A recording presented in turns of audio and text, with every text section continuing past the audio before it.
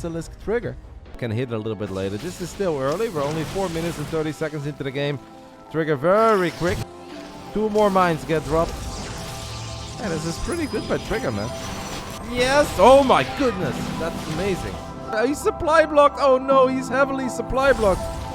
Trigger hits a big supply block as 2 Hellions drive into his natural. The 2 Hellions that were already annoying and delaying a Nexus will now deal way more damage. Oh my goodness. 62 out of 62 was painful, but this one is a whole lot more painful. Game over, guys. Trigger has hit a few supply blocks that were simply way too large. I also don't understand why you're posting it. CV, the bunker can no longer be repaired, and since it was burned. Double Cyclone and matter of fact, you had a battery or 2, guys. I feel like life would be so much easier. Also, let's stop losing probes. Alright, nice blink there. Now we do need to deal with the auto turrets in the main. Let's hope that those... Please don't lose it, please don't lose it. Oh my goodness, we do lose it immediately. You know, no more healing in this army. The next team will deal a devastating amount of damage. Bloody shame about the trigger is maxed out, but I'm kind of concerned. The EMPs obviously cover pretty much the entire Protoss army. Nice target fire on the Stalker, so one Colossus is actually able to put in a lot of work. It will die in the end. Go for it immediately. Blinks forward, guns down 1 lip, guns down a 2nd lip. Archons are surviving for a little while, but we are battling near a planetary. And I'll surf and swim with the sharks and the dolphins. It's gonna be awesome. This way, GG gets called.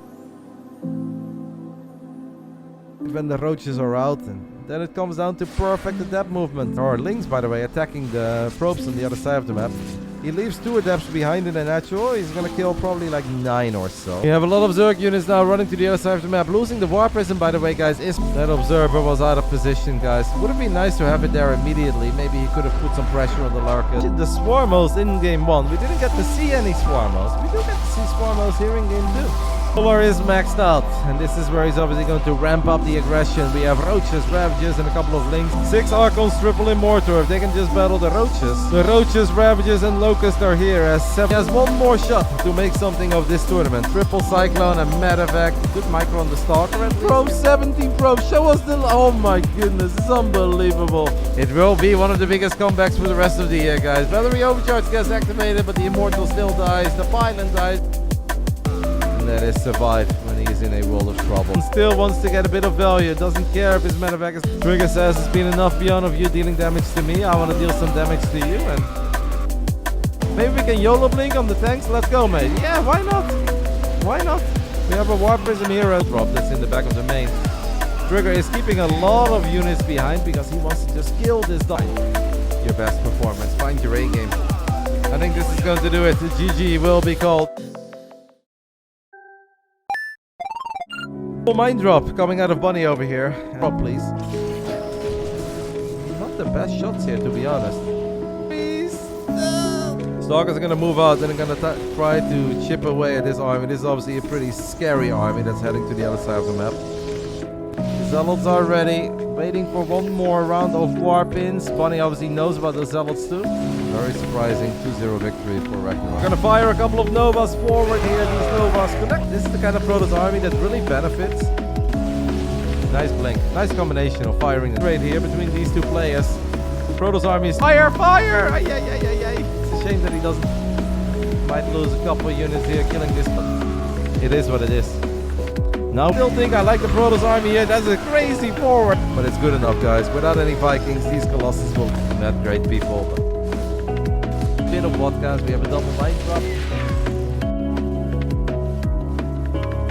And I think at this point Bunny is like, ah, fuck, it's one of these games, isn't it? Yes, it is, matey.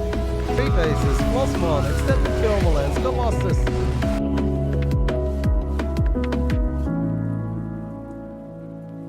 Eight of a pro pool, but it is good enough. Only ends up.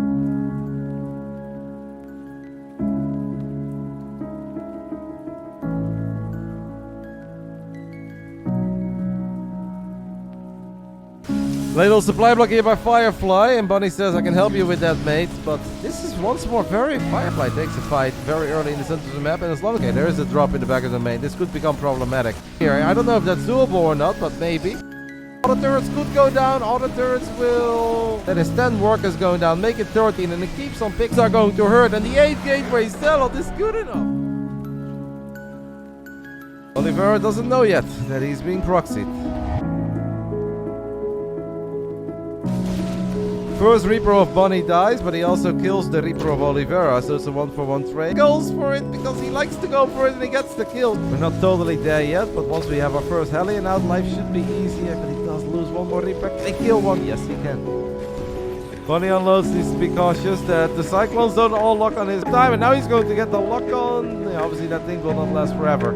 Great chase here by Bunny, guys. Bunny is now going to kill the 2 Cyclones, should be able to kill this medevac too, because there is a Viking. And these other turrets will go down. I don't think Bunny should take this fight. Bunny says, well, Roddy, watch me whip, watch me nay. I still don't think he should take this fight, but he is going to kill 2 Ravens, but he also loses everything else. Raven now he's forced to pull SCVs, but Cyclones are so damn good against Workers.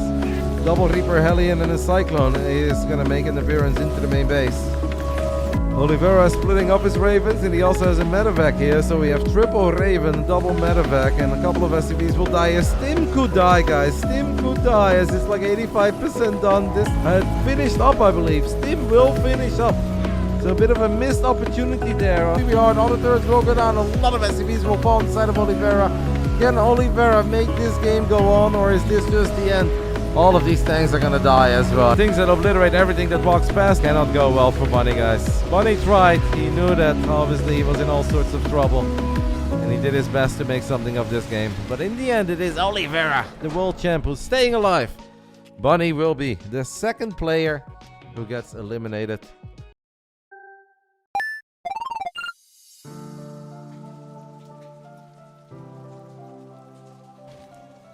Dark has a couple of links showing up at a very sweet moment as Oliveira's units are off position, and he's also... As a couple of roaches came out, not too many, but he does have a whole bunch of roaches in the third. I guess it will be okay. I was a bit worried there that he might be vulnerable at home, but he's not. Without any goals, it's very hard. We don't have +3 attack on the way. We do have +3 armor. I don't know if Dark should have gone down this ramp. Dark thinks that this is the fight to take. Can Oliveira survive? We have a couple of goals. Can we land an EMP on the Vipers? I feel like that would make our life easier. The third is just wide open. The Lurkers are already where they need to be. And they will look different. Since it is really hard to keep on making this stuff work. Banelings are going to make their way through. A couple of the tanks will get blown up immediately. Even a medevac dies. And a couple of parasitic bombs will go down on empty medevac in the very early morning if you're in North America. A couple of lightning clouds will land on the tanks. Can Oliveira somehow muster out a defense? I am afraid that it's not going to be that easy, but a couple of the tanks do get blown up. Oliveira's supply block. And you too can get ejected. Clem is going to send his first Reaper and his first SCV to the other side of the map. Yeah, December was a good month. Alright, we've got Oliveira over here with a lot of Reapers and Hellions. He's going to dive into the natural of Clem. Clem loses a bunch of SCVs immediately. He's going to try to save his Cyclones, and Cyclones sure have a lot of potential, but they're also fragile.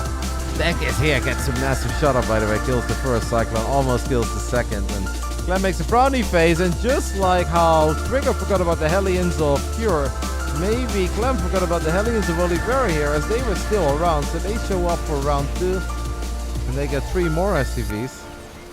Not feeling too bad about my Oliveira prediction here, guys. As Clem really wants to kill that Viking, and at least he gets the Viking, but he also loses both Cyclones, loses the medevac. As Clem does have a nice counterattack here with his... Clem just needs to buy time, guys, because he's done great. Our Matrix does go off, and the Ravens still have energy. Triple Matrix has landed. Can Clem clean up this army, or can Oliveira kill everything? He kind of needs to kill everything because he has lost over 40 SCVs to a couple of Cyclones. And in the end, the only thing that's really left here for Oliveira is a couple of tanks. It's Liquid Claymore with the Cyclone counterattack. At this point, guys, Oliveira has nothing at home. Nothing. So you need to wait until your Cyclone is out, but that takes a little while. So Clem is going to get a couple of SCVs, and yeah, Oliveira is now already shaking his head because he knows that he's in so much trouble. It is indeed a massive dice roll, and you know, once in a blue moon they will look amazing, but more often than not they look absolute dog shit. Clem might lose his Cyclone here though, okay. Then Clem makes a tiny frowny face as well, but yeah, okay, loses the second one too. Then I would look like an idiot, right? Not the first time, guys. Before you guys want to make fun of me. 2 Marauders and a Cyclone over here for Clem, as Clem obviously needs to now really be on top of his micro. He cannot afford to lose another Cyclone. As 2 more popping up. The micro on Clem outside is good. This was a bit of a nightmare game. A bit of a nightmare tournament for him so far. Lost in his opening round against Dark.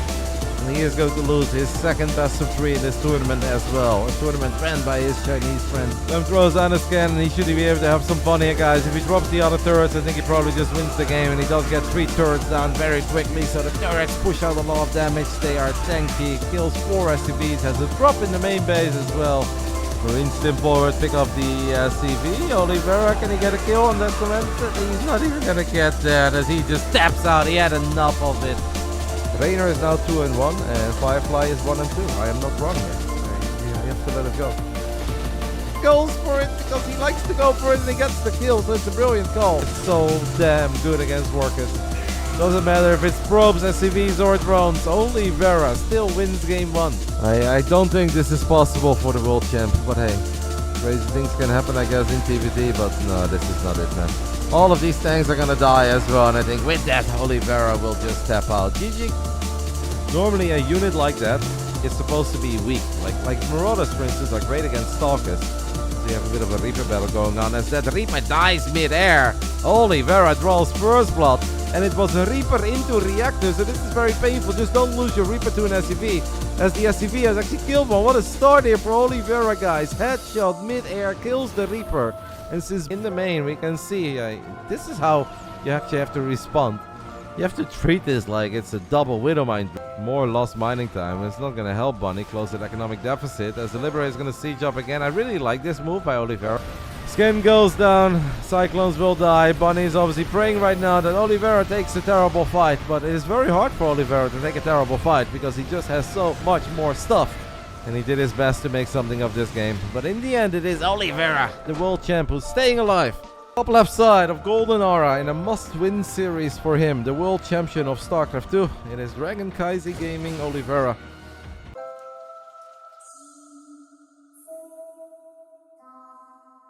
Oliveira did not expect the Classics army to be there, and now he says, alright mate, if you're going to be there, I'm just going to go ahead and make myself comfortable with your main. Another Widowmine connected with a Phoenix there, I believe. Sword goes down. I don't know if that Force Sword does a whole lot for us. There is Matrix. Oh, he misclicked. He dropped it on the Stalker, so he only gets one of the Colossus.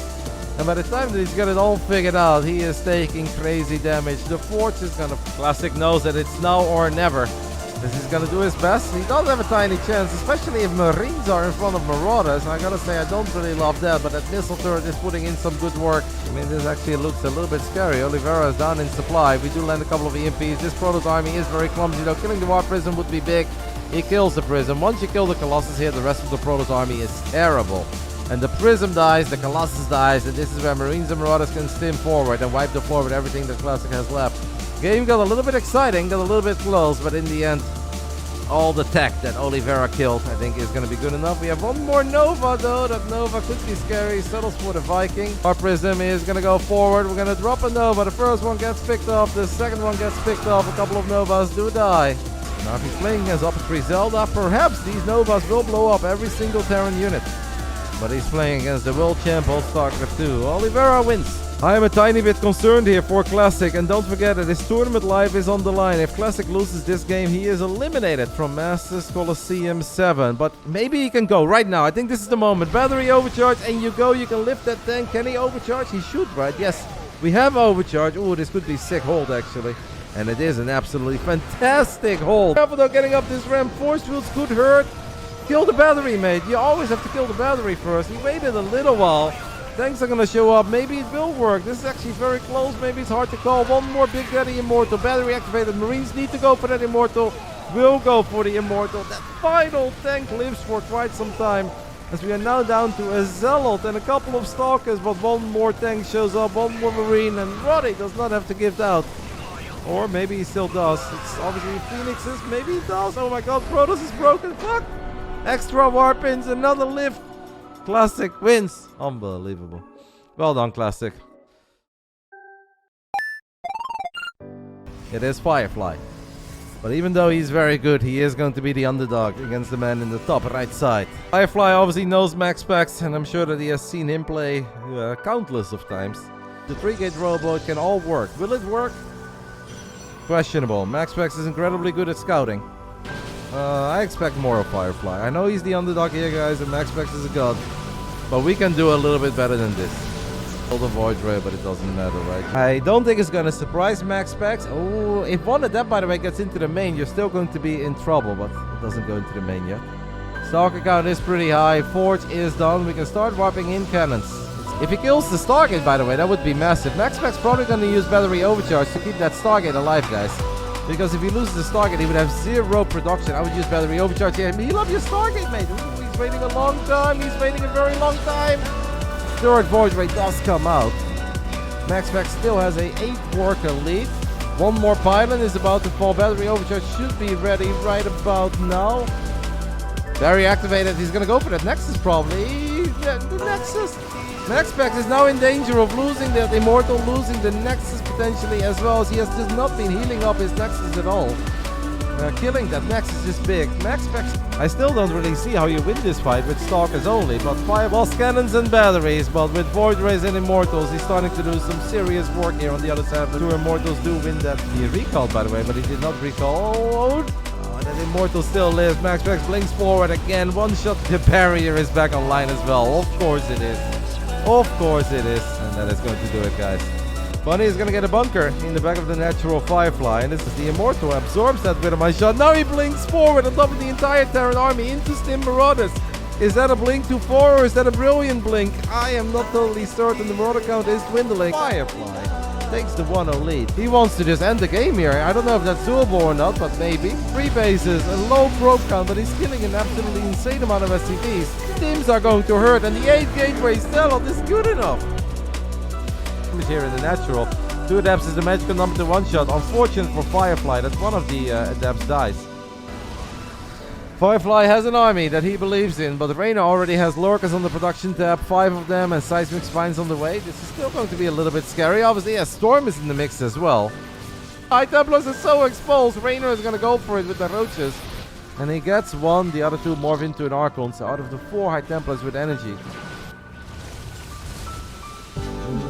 A single Stalker is not going to be enough, Firefly. We're going to need a whole lot more, and I hope for him that he has a bunch of... This could have been hell. But he says, nah, I think I'm fine. A couple of Immortals, a couple of Tempests. Reynor still trying to push the issue over here, the bottom side. Then up Duck, and Firefly is looking for feedbacks. Yeah. Here too. Carrier is a little bit exposed. I think that's a bit of a mistake.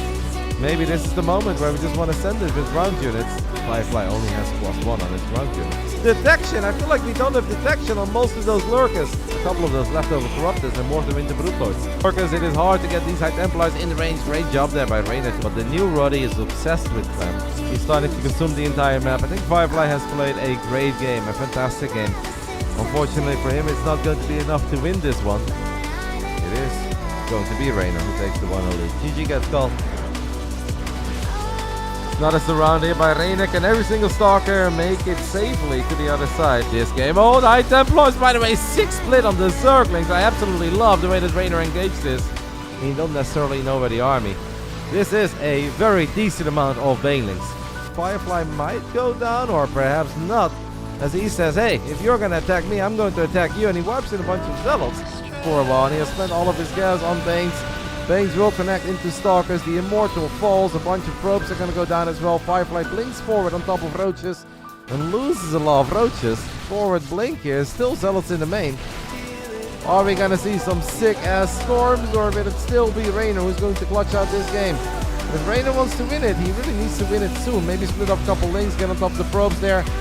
As Firefly does end up losing a lot of his High Templars very quickly. The Zealots do not do anything at the moment on the other side of the map. Firefly can push this army back one more time.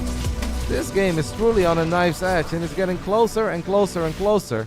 And Firefly now has 83 probes, +2 attack, +1 armor. And is going to... No, don't lose your oracles. He might be winning, guys. The Templars survive. One storm does land on a lot of the Banes, but most of the Banes do end up surviving. And that, in the end, is then good enough.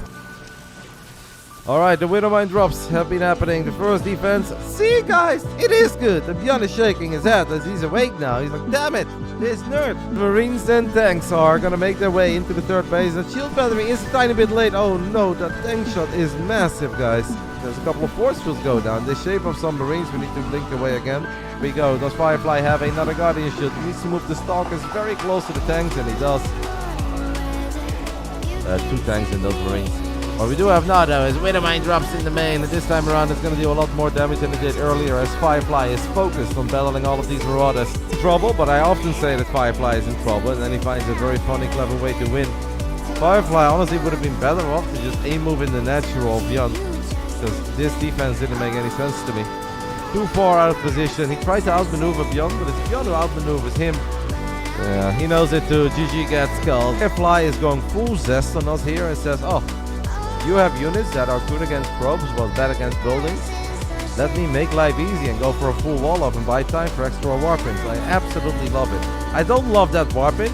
That Stalker is going to take a lot of damage. That was a little too much, mate, but I absolutely love the approach. Tell me we've got a battery. There is a battery coming on Lysan who's going to blink forward on the one tank that was going to siege up. And he's going to run to the other battery. I'm starting to feel this for Firefly. Even if he's down in supply, I don't think it matters because the first tank has been taken out. The second tank, oh no, repair. Repair is annoying. And that final forward blink was not it. Top left side of Hardlet. We are looking at the main base of the man who's got pretty good CVT. I think he's the underdog, but it would not be the craziest thing ever if he does win here today. Mystery Gaming's Ragnarok. No, it's just Cryptomers, guys, but to lose 6 Cryptomers like that, that's maybe not the best way to spend your queen energy. Oliveira was invited because he had a good performance in the Kung Fu Cups and WTL Coda. Honestly, Ragnarok is looking damn good here in game 1. As that kind of feels inevitable. Here come those Banelings, and here come those first dead SCVs. Couple of Lightning Clouds land as well. Don't know if Ragnarok needs to keep pushing here, by the way. That's so hard to get up that ramp. At the same time, ByuN has snuck a double drop. Couple of EMPs try to connect with the Ghosts. Or the other way around. Ghosts trying to connect with the Vipers. This is that one fight that I was hopeful for Ragnarok. He gets the PF, he gets the Liberator, gets a couple of the units. Ragnarok says, alright, let's try it through the center then. One more time. Let's drop a couple of Lightning Clouds. Here come the Veins. This is a meat grinder, eh? With Liberators, missile turrets, tanks, and all the kills sitting pretty. Making it that easy for ByuN to get a setup like this. A couple of Ghosts do get surrounded, but since there is almost no possibility for Ragnarok to get a great fight, he's gonna try to surprise ByuN with 13 Broodlords perhaps. And I just don't really see a way for Ragnarok to win. I feel like what often happens is that it looks exciting, it looks close, it looks promising, and then every single Broodlord dies and the Terran is still at 200 supply. I am afraid that is what is going to happen, but Ragnarok is going to absolutely send it here with Lynx, Pains, Infestus, Corruptors, Ultras, and to be fair, he is killing stuff and he is dropping a Neuroparasite. Actually, this was pretty damn good, guys. The Broodlords survived for quite some time. ByuN lost a lot of expensive units. Well, Pee-wee, it was not 170 supply before Ragnarok drained his piggy bank yet. But yes, Ragnarok had the bank to remax, and this is that remax, and this is where we truly need to get the job done, and he gets the job done. Yeah, the wall is messed up, but we still are going to get a Reaper. Getting a cancel on the factory would obviously be kind of sweet, but we're gonna pull SCVs. It's a risky call here by Ragnarok, but Ragnarok just expected something else, something that he was scared of, and that's why he rolled those units. Lynx and Banes on 3 here, trying to connect with as many Marines as possible, and they did connect with a lot of Marines. Opening series for both of them. Nice around here again. Hopefully there are no more devastating Widowmine shots. Nope, no, maybe one. Nope, not even that. And if this Knight successfully comes online, obviously then you can maybe make it into the main base as well. ByuN sees it though. He is transitioning non-stop, making it so hard for ByuN to figure out what exactly he's... I mean, he did try in this game, Mango March. He had a decent amount of Nidus attempts. Goes somewhat low on energy, by the way, here in the bottom. By picking up, you allow the rest of the Banelings to connect. Can they connect with those goals? Well, a couple of goals definitely go down. Lynx trying to get on top of these units. ByuN needs to micro on 2 sides at once.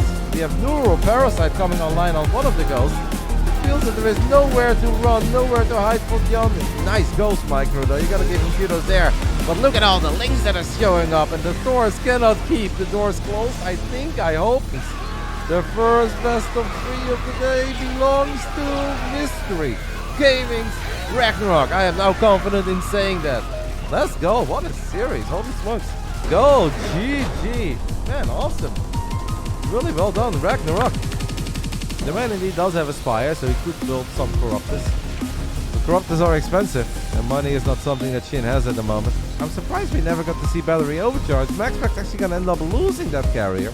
As a Nova flies forward, doesn't really connect though. As the Hydras move forward, try to kill a carrier, but hey, good job there. Cloaks the carrier actually. There is no Overseer, guys. An Overseer is now coming in from the bottom right, but that's a little bit late. As the Mothership gets abducted, but that Nova is going to blow up every single Hydra, and that will do it. GG gets killed.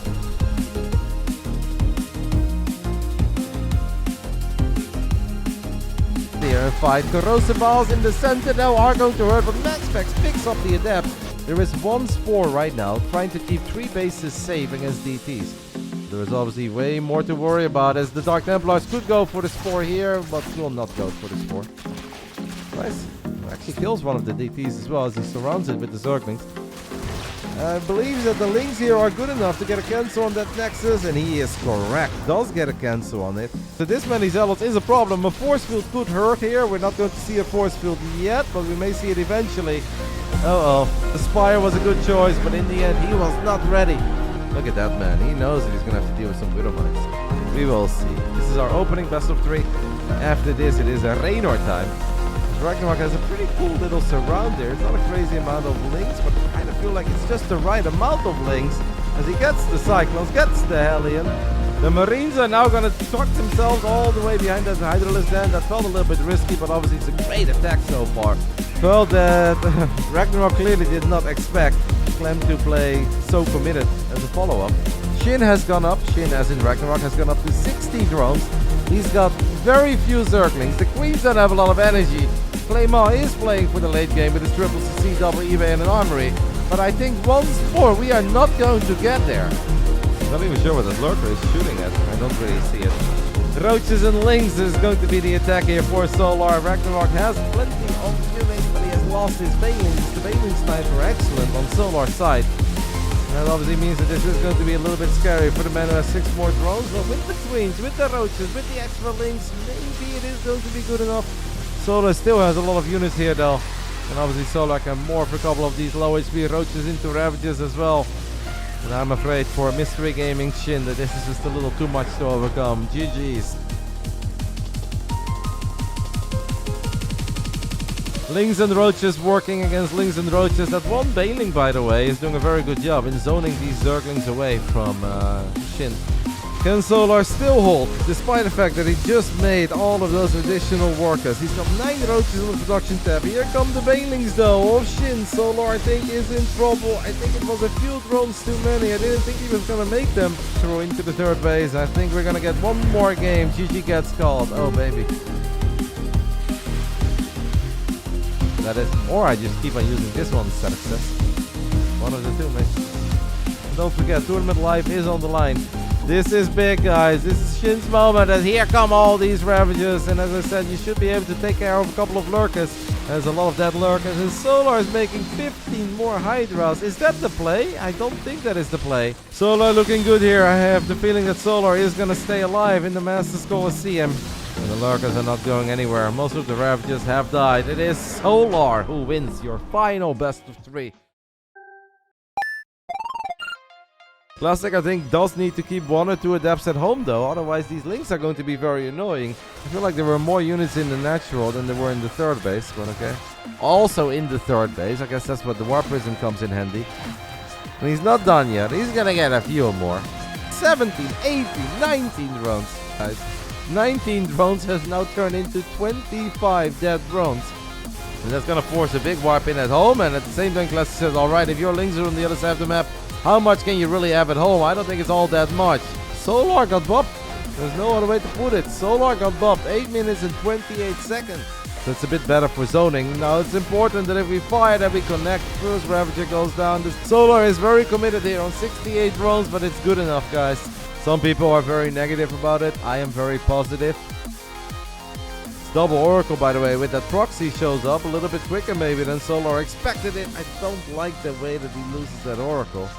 But hey, if we still kill 10 plus drones, and I think with an Oracle in the main and Adepts in the 3rd, we are going to kill 10 plus drones. So damn hard to beat. Every other phase of the game, Couple of good forces go down here though. Solar's gonna have a hard time breaking all of this because I don't think he can afford a lot of ravages. A second Robo and a Robo Way is on the way, but does that matter? No, it doesn't matter. Killed a crazy amount of drones. Classic kills 15 plus drones with a couple of oracles and 2 adapts. These nerds are 1 and 0. Hero beat Bunny.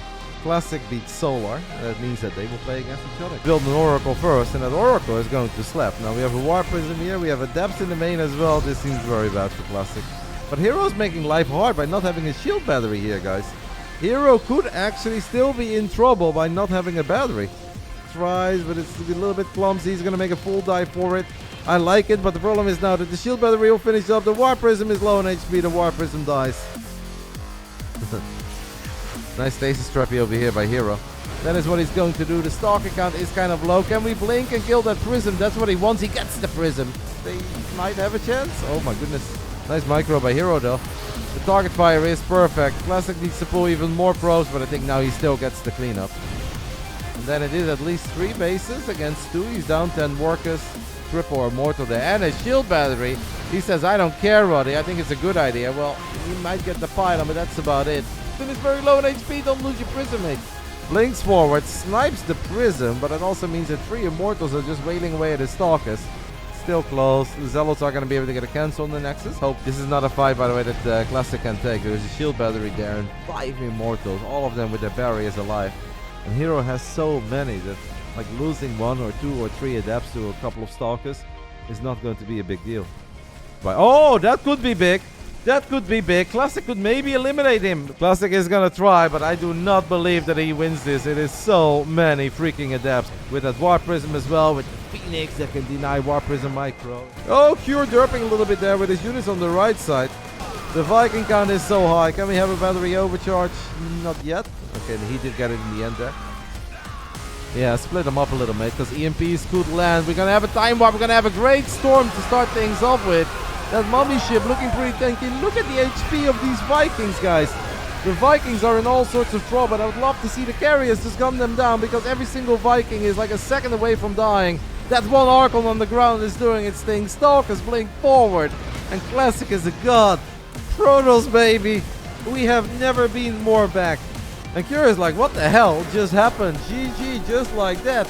Needs to run this Stalker away, by the way. The Cyclone's built very quick. Oh, this Stalker is in trouble. Great marine movement by Curious. He's trying to block it. Will block it.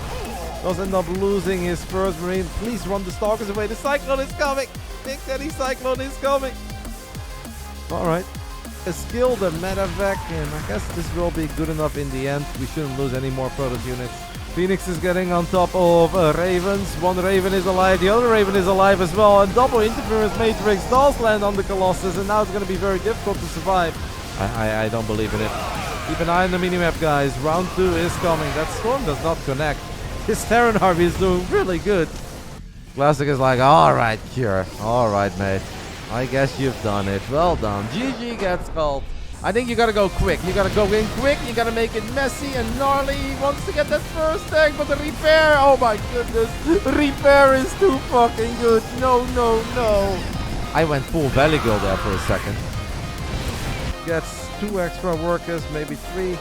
Not that Oliveira got all of the damage for free and he didn't lose anything. He lost his lip, he lost his Cyclone, lost the Marines and the medevac, and the Widow Mine did not connect.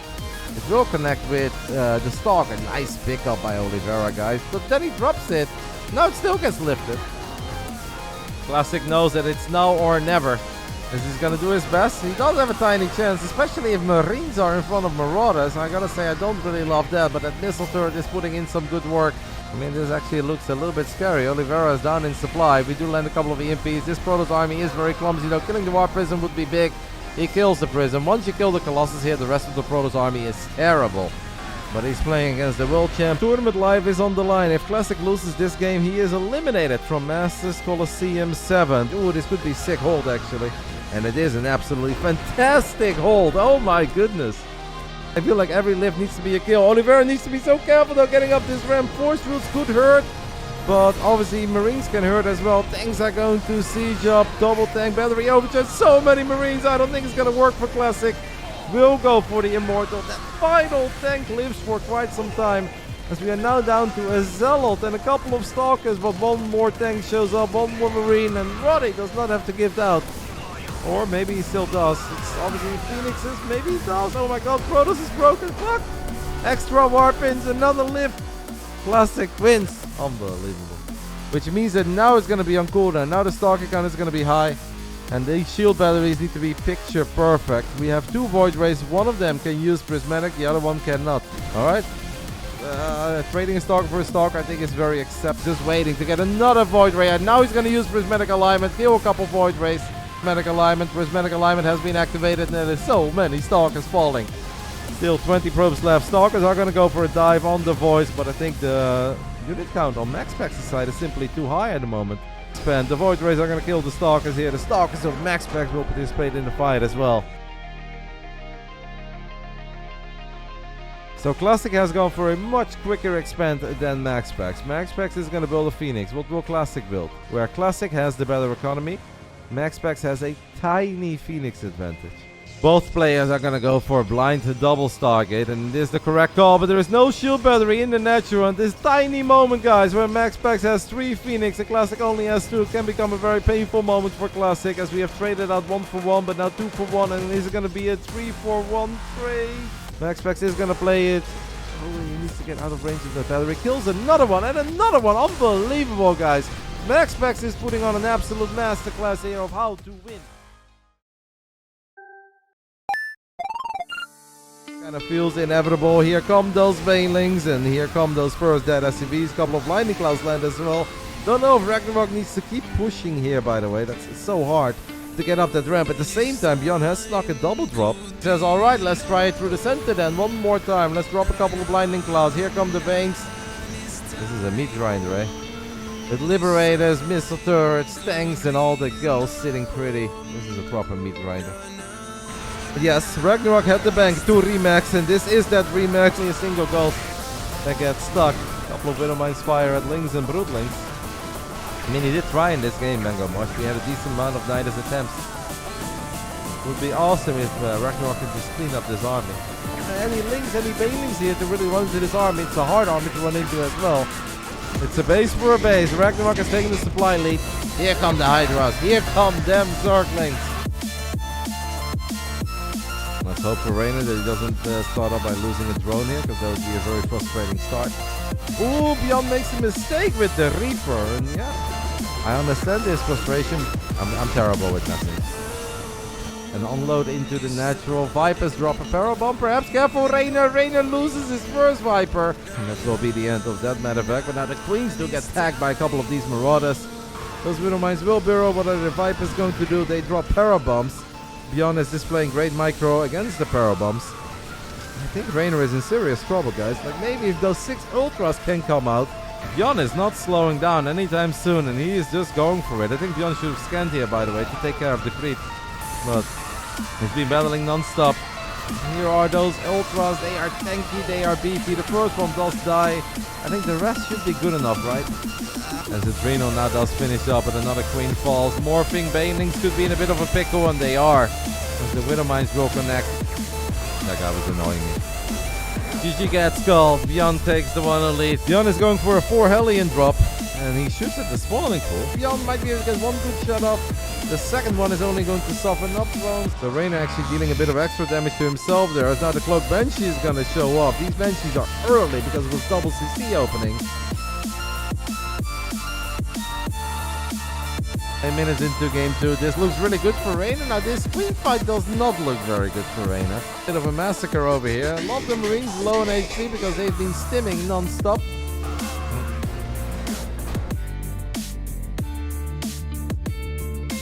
Should know exactly what is up over here. Reynor will lose the third hatch.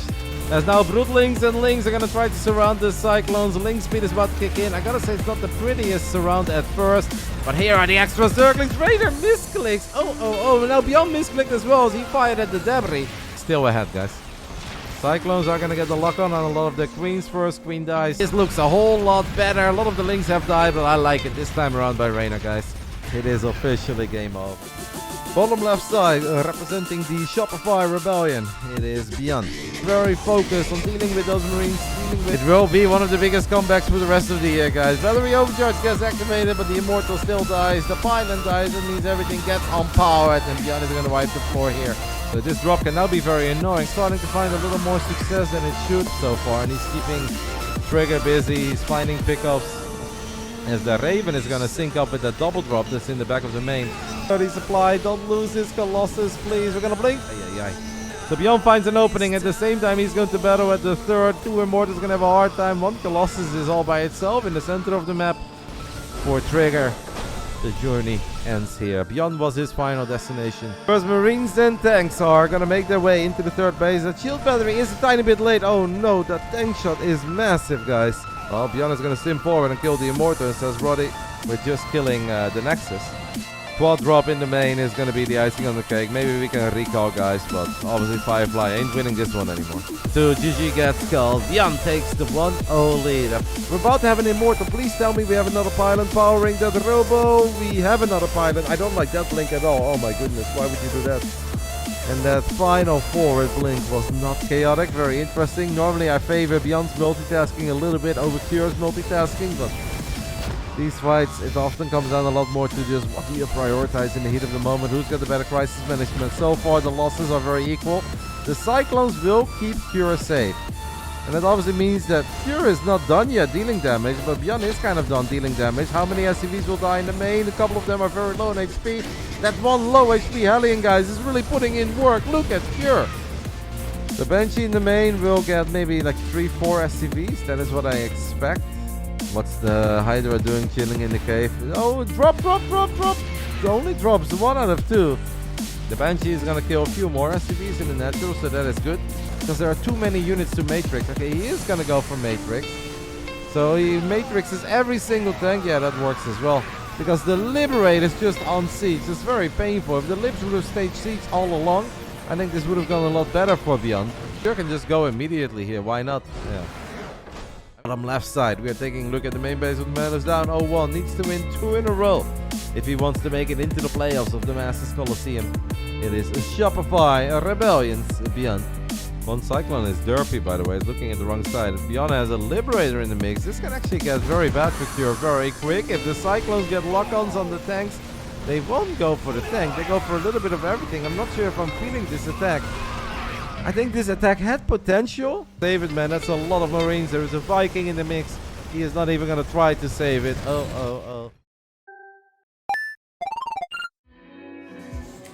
The Hellions are in the natural as well. Maru made your main. Maru did not expect early aggression coming out of Clem here. TVs, a Reaper, make it 6. Clem is here with 4 Cyclones, a Raven with Interference Matrix. Maru's Raven is a little bit out of position, but Maru does have a crazy amount of defensive Ravens. And Cyclones. What he does not have is a medevac. Turrets and Cyclones. These fights are very chaotic. Ooh, triple on the turret goes down for Maru. That is absolutely insane. I feel like it just comes down to who shows up more, who's got the better day. Obviously, you can maybe figure out something that's clever that works 1 or 2 times. Reaper is now on the wrong side, tries to drop a grenade to save it. He cannot save it. Maru Cyclone is out though, and Cyclones are very good in Reaper battles. They are still fragile, so they can still die, and it does end up dying. And oh my goodness, Clem only loses 1 Reaper. 2 of them are very low HP. No, Clem, stop! Maru decided to chase, and I think that's the right call, but now actually it's still 1 for 1. Maru is going to try to make magic happen first here, guys, with 2 Cyclones and a medevac. A lot of people hate the Cyclone meta, but I said it a lot in the WTL Code as playoffs. It does give us a lot of action. Clem needs to be very careful here. He does have a medevac, and he can break the lock-ons all day, every day. And that is exactly what he does. Doesn't really participate in the fight. Triple auto turret goes down this time around, and the Raven died on the side of Maru. Maru would not have dropped those auto turrets, and now Clem is going to show up. He's going to drop all of his auto turrets. I think it's quite obvious that this game is on Centrus. Clem does seem to have the better ping this time around, and a couple of auto turrets here obviously is useful. Maru did manage to sneak out a tank, but he's so far behind. 25 workers behind. What I do know is that Clem is about to unload 5 medevacs full of units in the main base of Maru. And just when Maru had a scary push with some potential, Clem survived. defended properly, and now I think Clem can basically end this game because this is massive. GG gets skulled. That's super strange. I'm so confused now, but okay. So this is it. Maru is down in supply, but this fight looks really good for him. As he's gonna get a couple of these tanks. Reinforcements are gonna show up for Clem, but I am afraid that that's a day late and $1 short. Nice little counter drop here though by Clem, guys, but just kind of trades, and trades are not good enough when it's 2 bases against 3. GG. Clem loses a bunch of SCVs immediately. He's going to try to save his Cyclones, and Cyclones sure have a lot of potential, but they're also fragile. Clem does have a nice counterattack here with his Cyclones, but and in the end, the only thing that's really left here for Oliveira is a couple of tanks. It's Liquid Claymore. Again, he should be able to have some fun here, guys. If he drops the other turrets, I think he probably just wins the game, and he does get 3 turrets down very. Marines stim forward, pick up the CV. Oliveira, can he get a kill on that Commencer? He's not even going to get there as he just taps out. He had enough of it.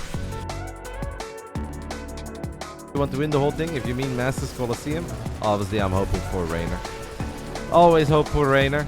If it's not Reynor, let it be Serral or MaxPax. Bunch of queens died, every single Zergling died, 10 drones are dying. And I don't even know what happened over here. Clem to play so committed as a follow-up. But it's not that Clem is all in at all. He's got very few Zerglings. The queens don't have a lot of energy. Claymore is playing for the late game with his triple CC, double eBay and an armory. But I think once more we are not going to get there. Still there, now the Marines are going to be saved. The drones are going to be transferred straight into the Marines. Does he though? After losing all these queens, losing mining time, losing drones, not being able to build any drones. 2 Widow Mines blow up 40 supply as the Liberator is going to siege up on that 3 o'clock base. Claymore is still going to close this game out. There's another good Widow Mine. Drones are going to be transferred through the army as well. GG gets gold. Claymore, 12 minutes, clean.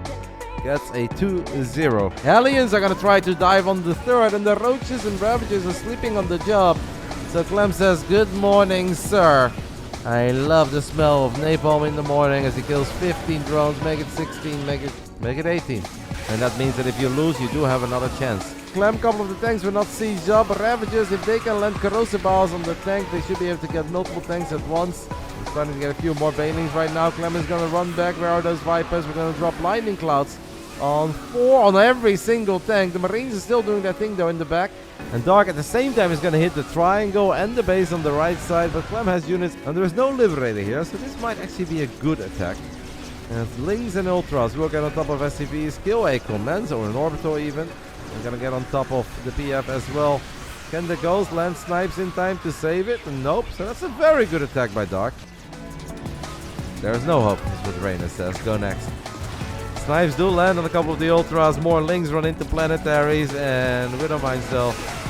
Corruptors and Ravagers are trying to do their thing against the Liberators. But Clem's army is invincible. And with 2200 minerals and 2000 gas. Clem sees it now. And the Hellions and Cyclones are going to try to make their way back. But Stim is not done yet. I really like it. Don't know if I like blowing up the depots in the reactor. I would have loved it a whole lot more if those banelings would have just rattled their way into the mineral line. Maybe you get like 4 or so, but... yeah, that wasn't it. Speed not done yet, and you guys know what fights look like. If baneling speed is not done, normally it's pew pew pew pew pew, but Clem is running, not firing. And I like it a lot more now for Dark than I did it a minute ago. And I do think that at this point we are looking at a series that will potentially be tied up. Clem is just going to leave. Clem cannot be bothered anymore. Now there is a Cloak Banshee showing up before the Spore is done, so now it's Clem who's cooking again. Both of them are working with some serious gas. Banshee will deal damage, but Lings on the other side of the map might deal even more damage.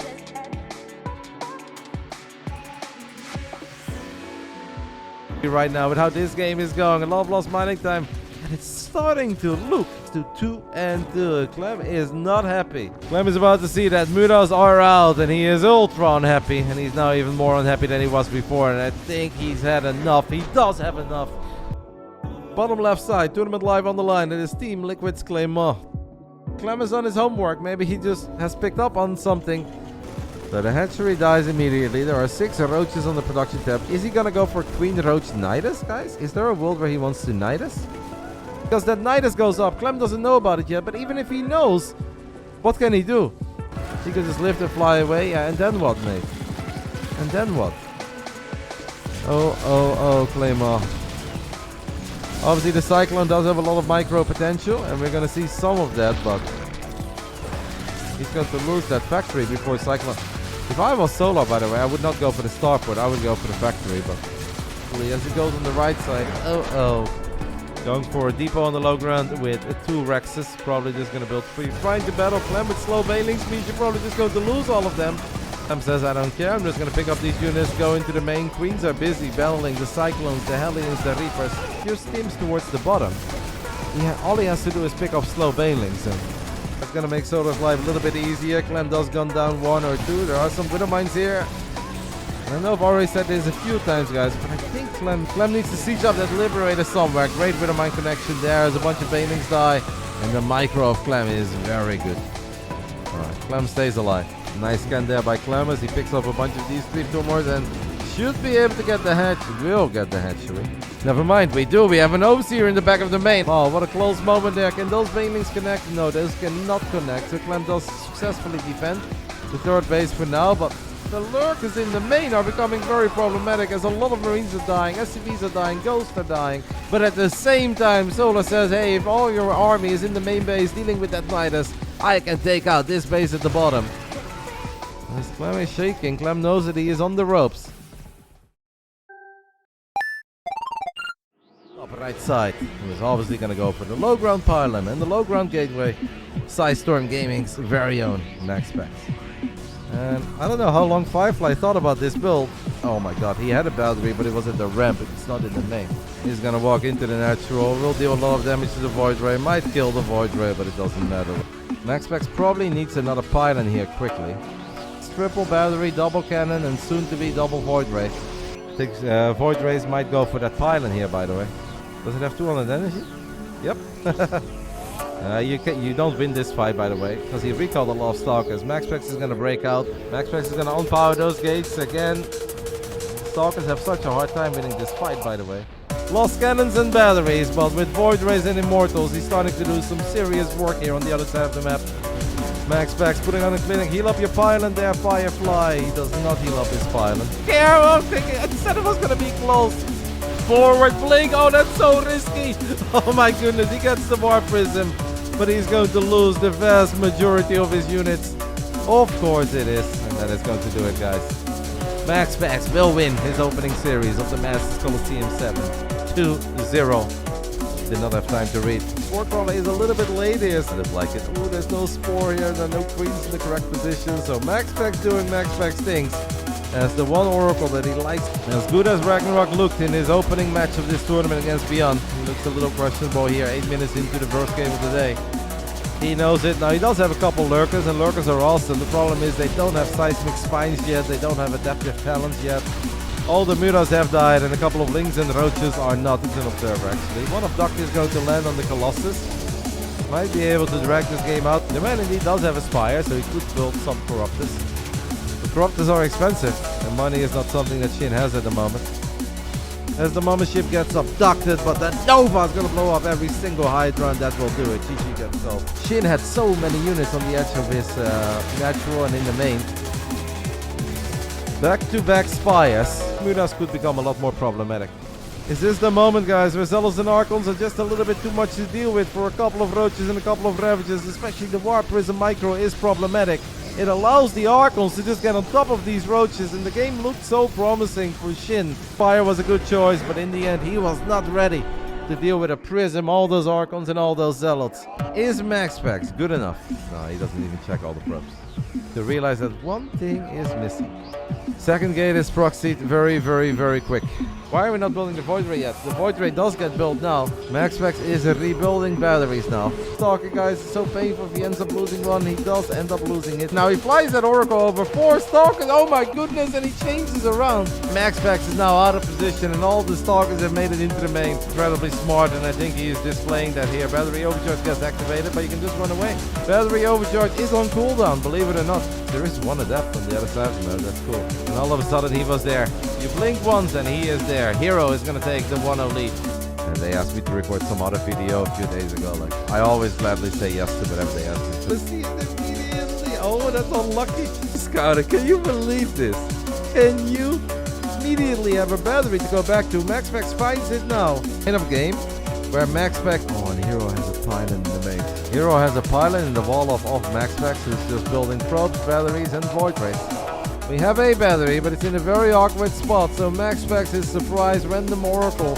So we're gonna try to make magic happen with a forward blink. He will pay a hefty price for it. Force fields on both sides. One immortal dies quickly, the other immortal is gonna be saved near the batteries. And Hero needs to win this game here. Can he do it? That one immortal, by the way, is putting in serious work.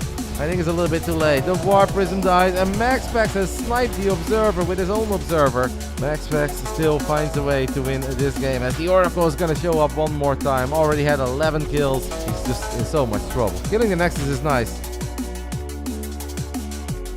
War Prism is very exposed and gets picked up immediately. The Adepts are going to shade forward. Battery Overcharge gets activated. No way MaxPax loses the fight near Battery Overcharge, guys. That is absolutely impossible. As GG gets called. That was the thing. You guys can Google it.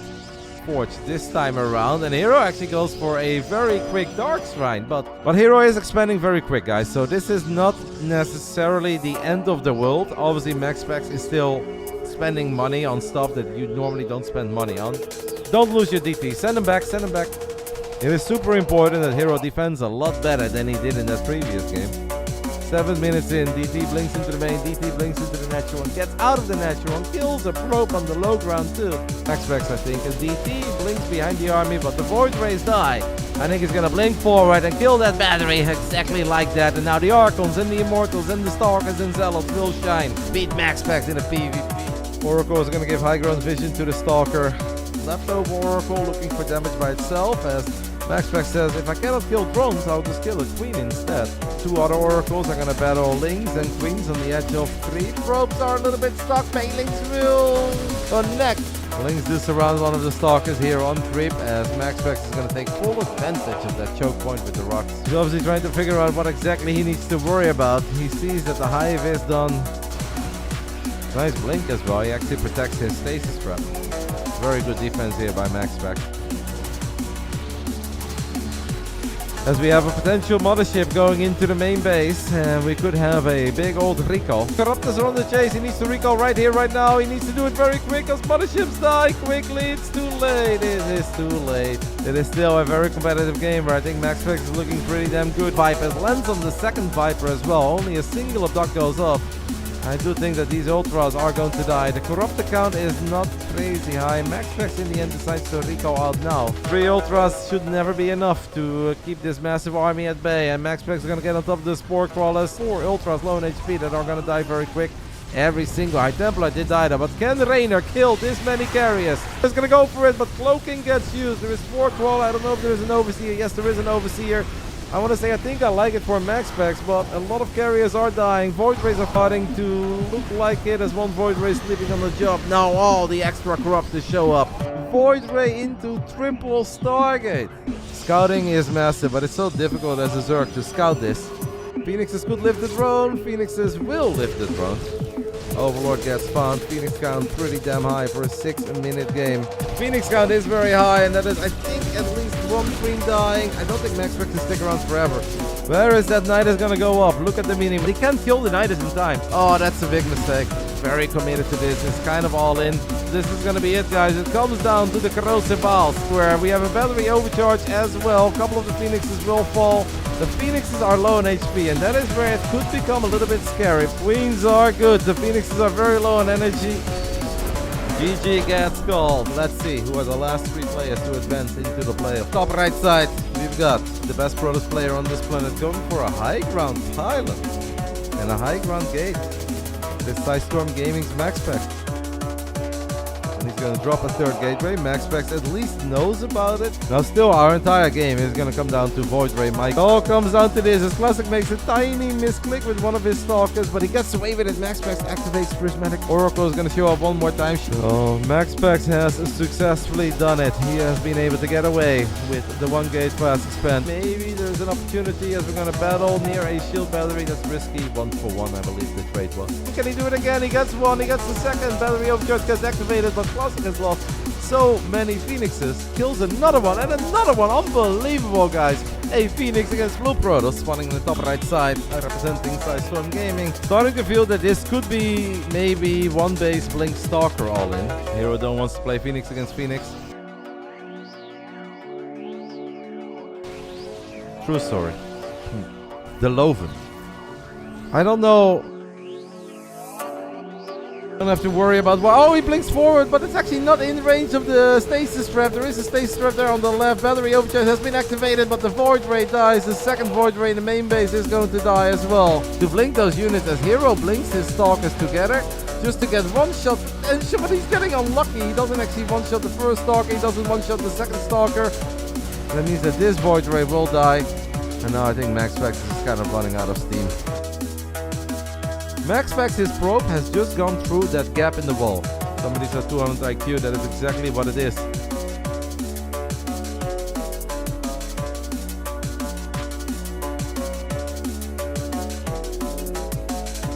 Four Stalkers, is that enough to battle two Void Rays? Honestly, I don't think it is, even with some Warp Prism Micro. Going for MaxPax, even though he's in a bit of trouble when it comes to the ground battle. But who cares about the ground battle, as if the Void Rays can just do that thing.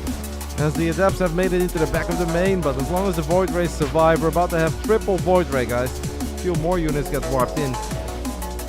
MaxPax will let the Nexus die. It all comes down to the Micro. So far the Micro is very good on the side of Hero. That is MaxPax's game plan here as he drops the Revelation. Hero, will he forward blink? No. Okay, yes, with one unit.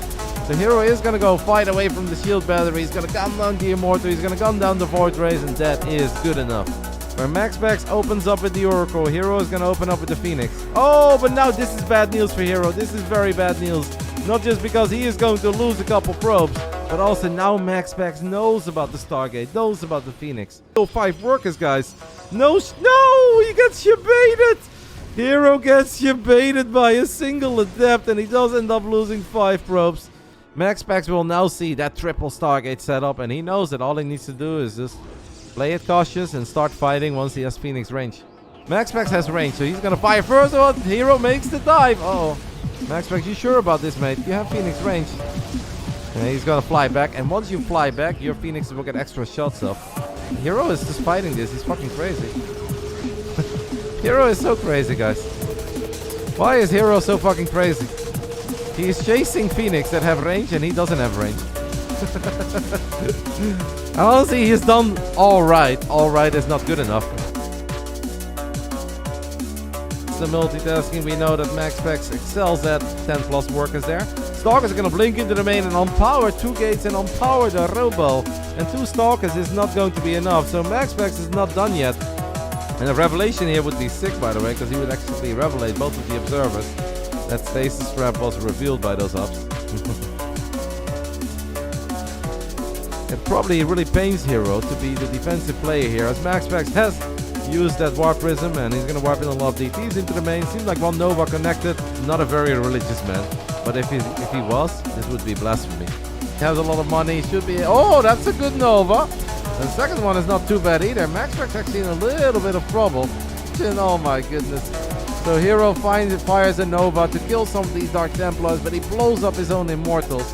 Hero has a whole bunch of slow Zealots. He's going to fire some Novas. Good connection, to be fair, on the Zealots. But he's going to lose every single Disruptor here in the end. And MaxPax can just warp in units for days. It's not enough. GG. We're going to just blink across. Okay.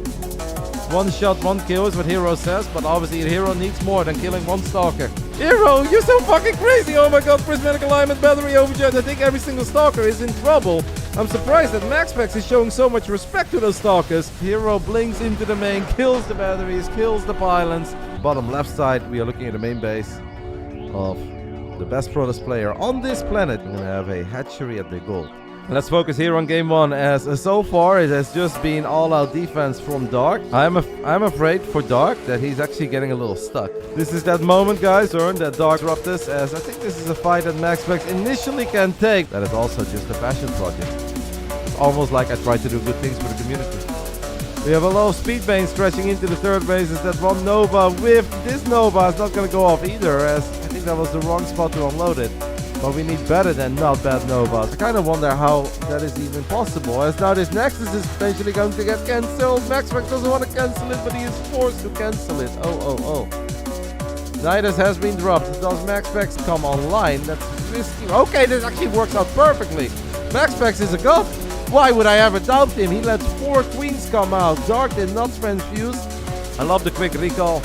All hell has broken loose here, but that shield battery in the main should be able to save us a little.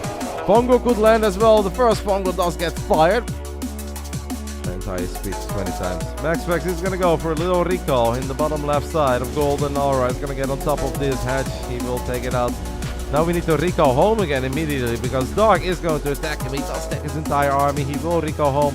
Got a lot of Void Rays in the mix this time around. Those were legitimately the most painful games that I've ever casted. As we have a Parasitic Bomb. I believe they call this the Loco Maneuver in the streets. Is this really the Loco Maneuver? I don't totally think it is.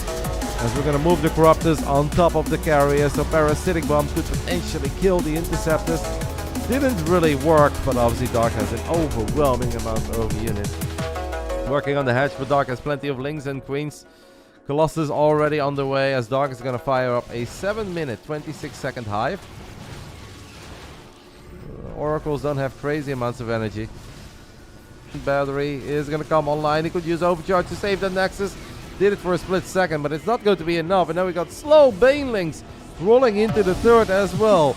And Dark is a bit lower on the drones, but being lower on the drones obviously means that he's got a crazy amount of Lings and Banes early on. Oh, one Viper got sniped there, by the way, guys, by the Stalker. Second Viper gets sniped.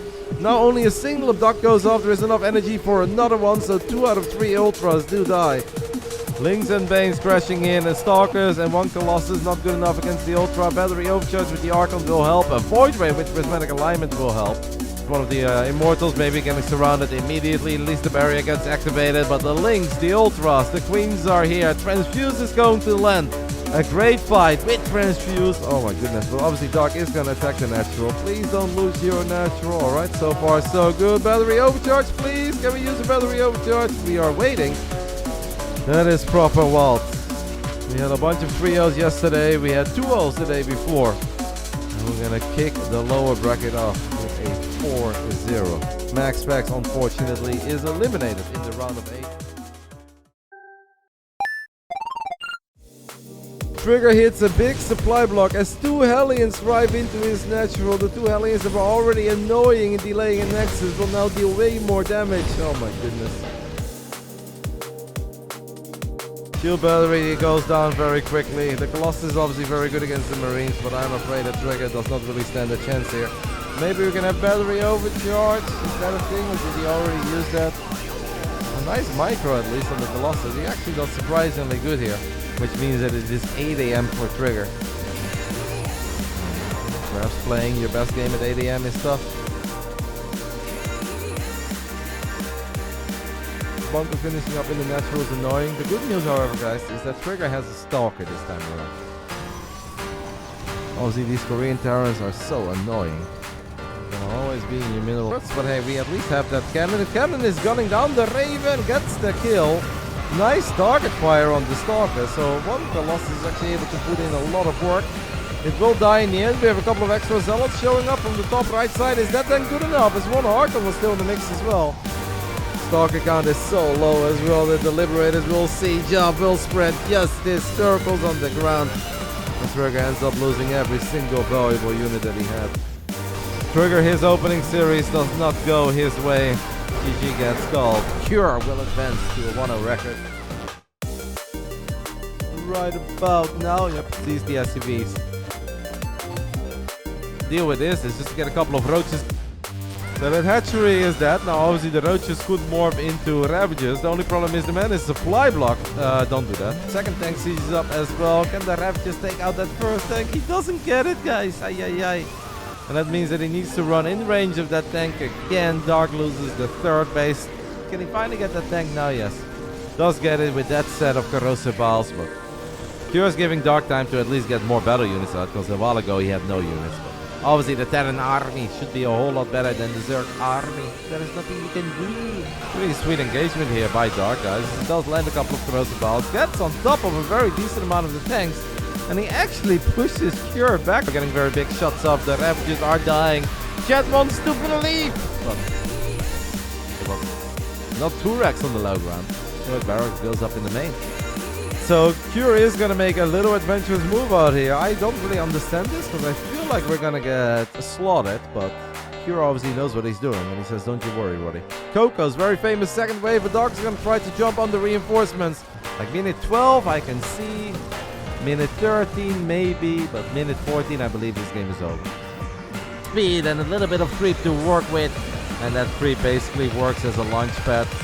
Here we go. Dog is going to go ahead and send it. Is going to find obviously some very good connections with the Baylings. The Lings are going to do their best against the Marines. Maybe not the best fight ever, but going to send it again. We have a lot of Lings and Banes. That Widowmine shot is massive. The Dog ends up losing another 30 or so Zerglings.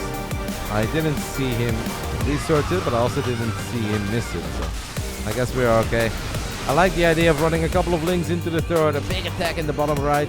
I think everybody was in agreement here, besides Reynor. But it's okay. GG gets called. 22 minutes and 44 seconds. The other SCVs follow. Dark says, this ain't my first rodeo, so he's gonna mine out the minerals. Billy Scout, Billy Scout, Billy Scout. But this looks very, very dire for Dark, who's gonna have to defend with slow Zerglings.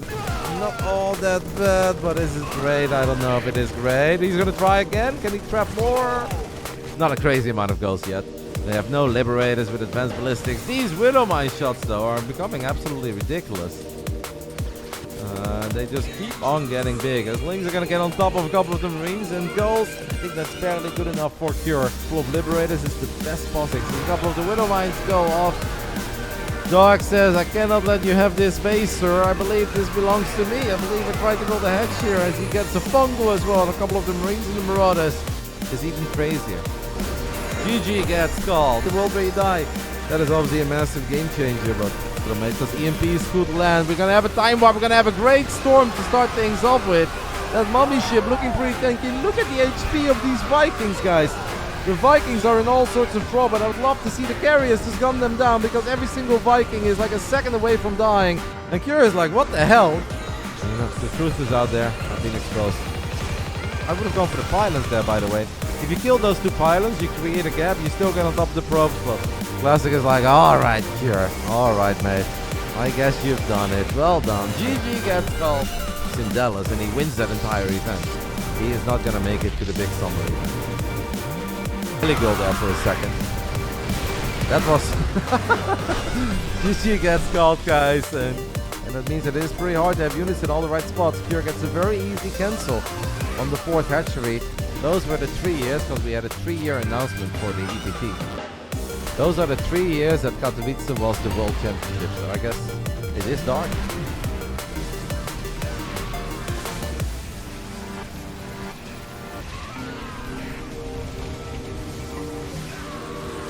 Four Vikings are ready. Good job here by Cure, guys. Preventing is better than curing. As we have a safety planetary here, but Serral is not going to be discouraged from attacking into this location. A PF or no PF. Now the PF is definitely putting a number on some of these roaches and shooting at the lurker for a while, but Serral still gets it. Dot, guys! Serral does not find the red dot. Serral does find this one and also finds the ghost immediately. Serral needs to start killing these ghosts. This is a very important fight in this game. The mailing count is high. We've got Ultras in the mix as well. Actually, that was, but all the drones just died immediately. As 12 drones have died. Lynx, Ultras, Vipers in the mix. This is obviously an army that Cure cannot really afford to lose, cannot afford to rebuild, but this army is not good enough to wipe the floor with everything that Serral is bringing here. And I think we're all happy that it's not the case. So.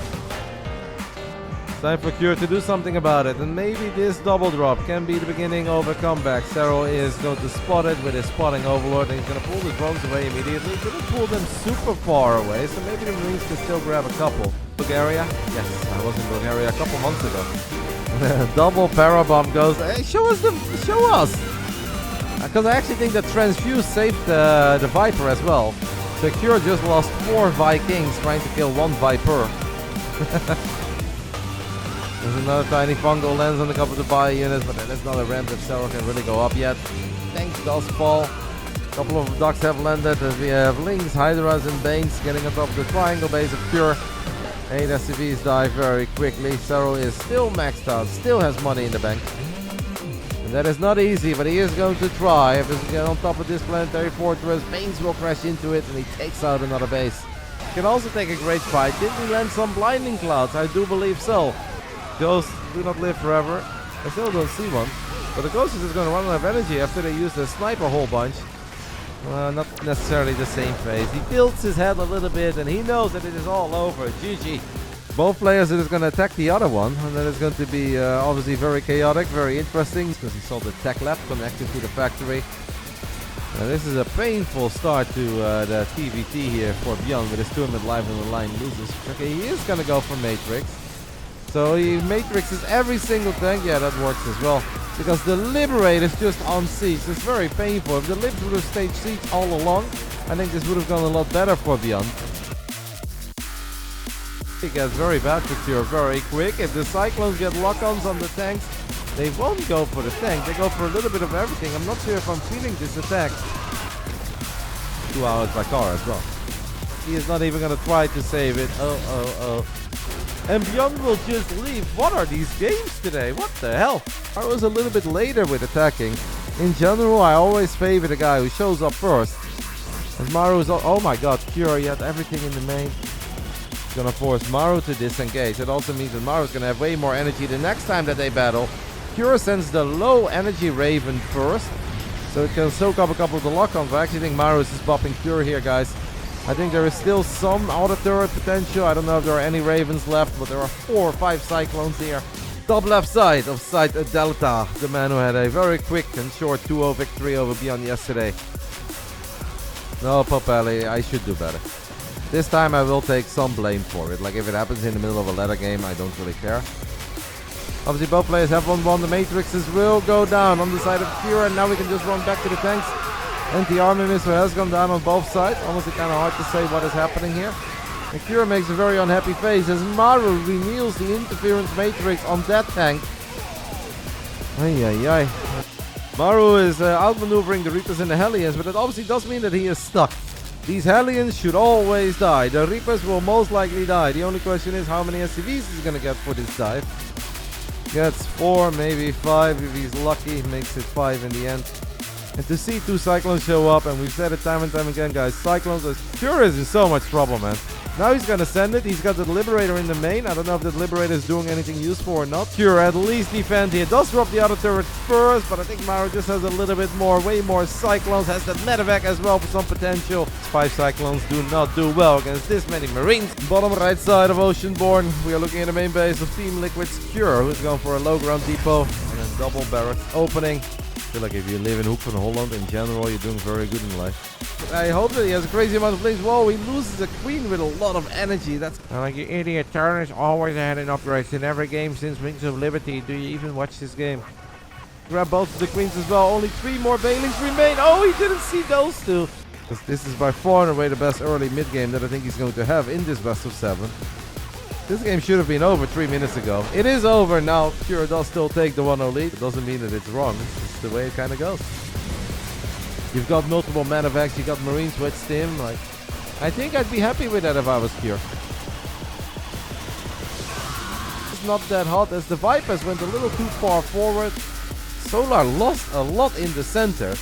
And now I wonder if Cure has a couple of Liberators. We see Libs on the production tab. Just siege those Libs up right now, immediately, to start the fight off it. The second Widowmine shot, really good as well. Blinding Clouds and Fungals do go down, but with Widowmine shots, that awesome. We got Cyclones. And battling this with only Queens and Lings is going to be very difficult.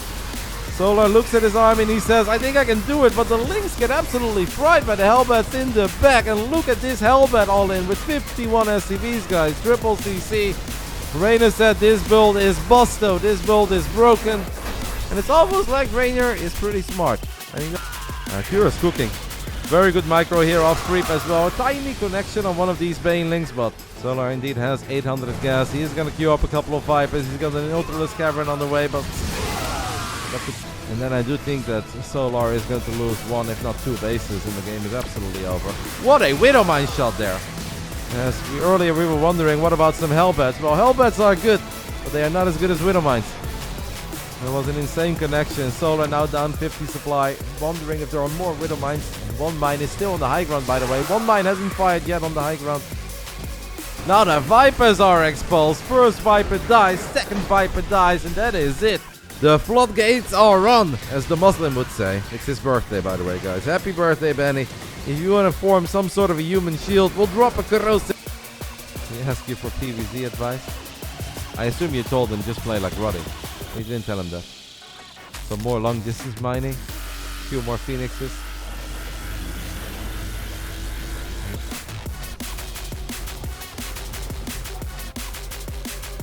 That was very mean again to me yesterday, Jeremy.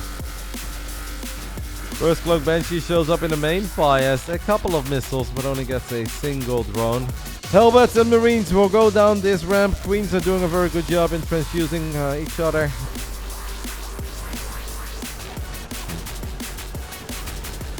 Just survive. Don't take too many bad fights, especially not off creep. Solar showing us. Are we going to game 7? I don't know. Cure loses the bottom left, but he kills the top right. They have 6 arrows.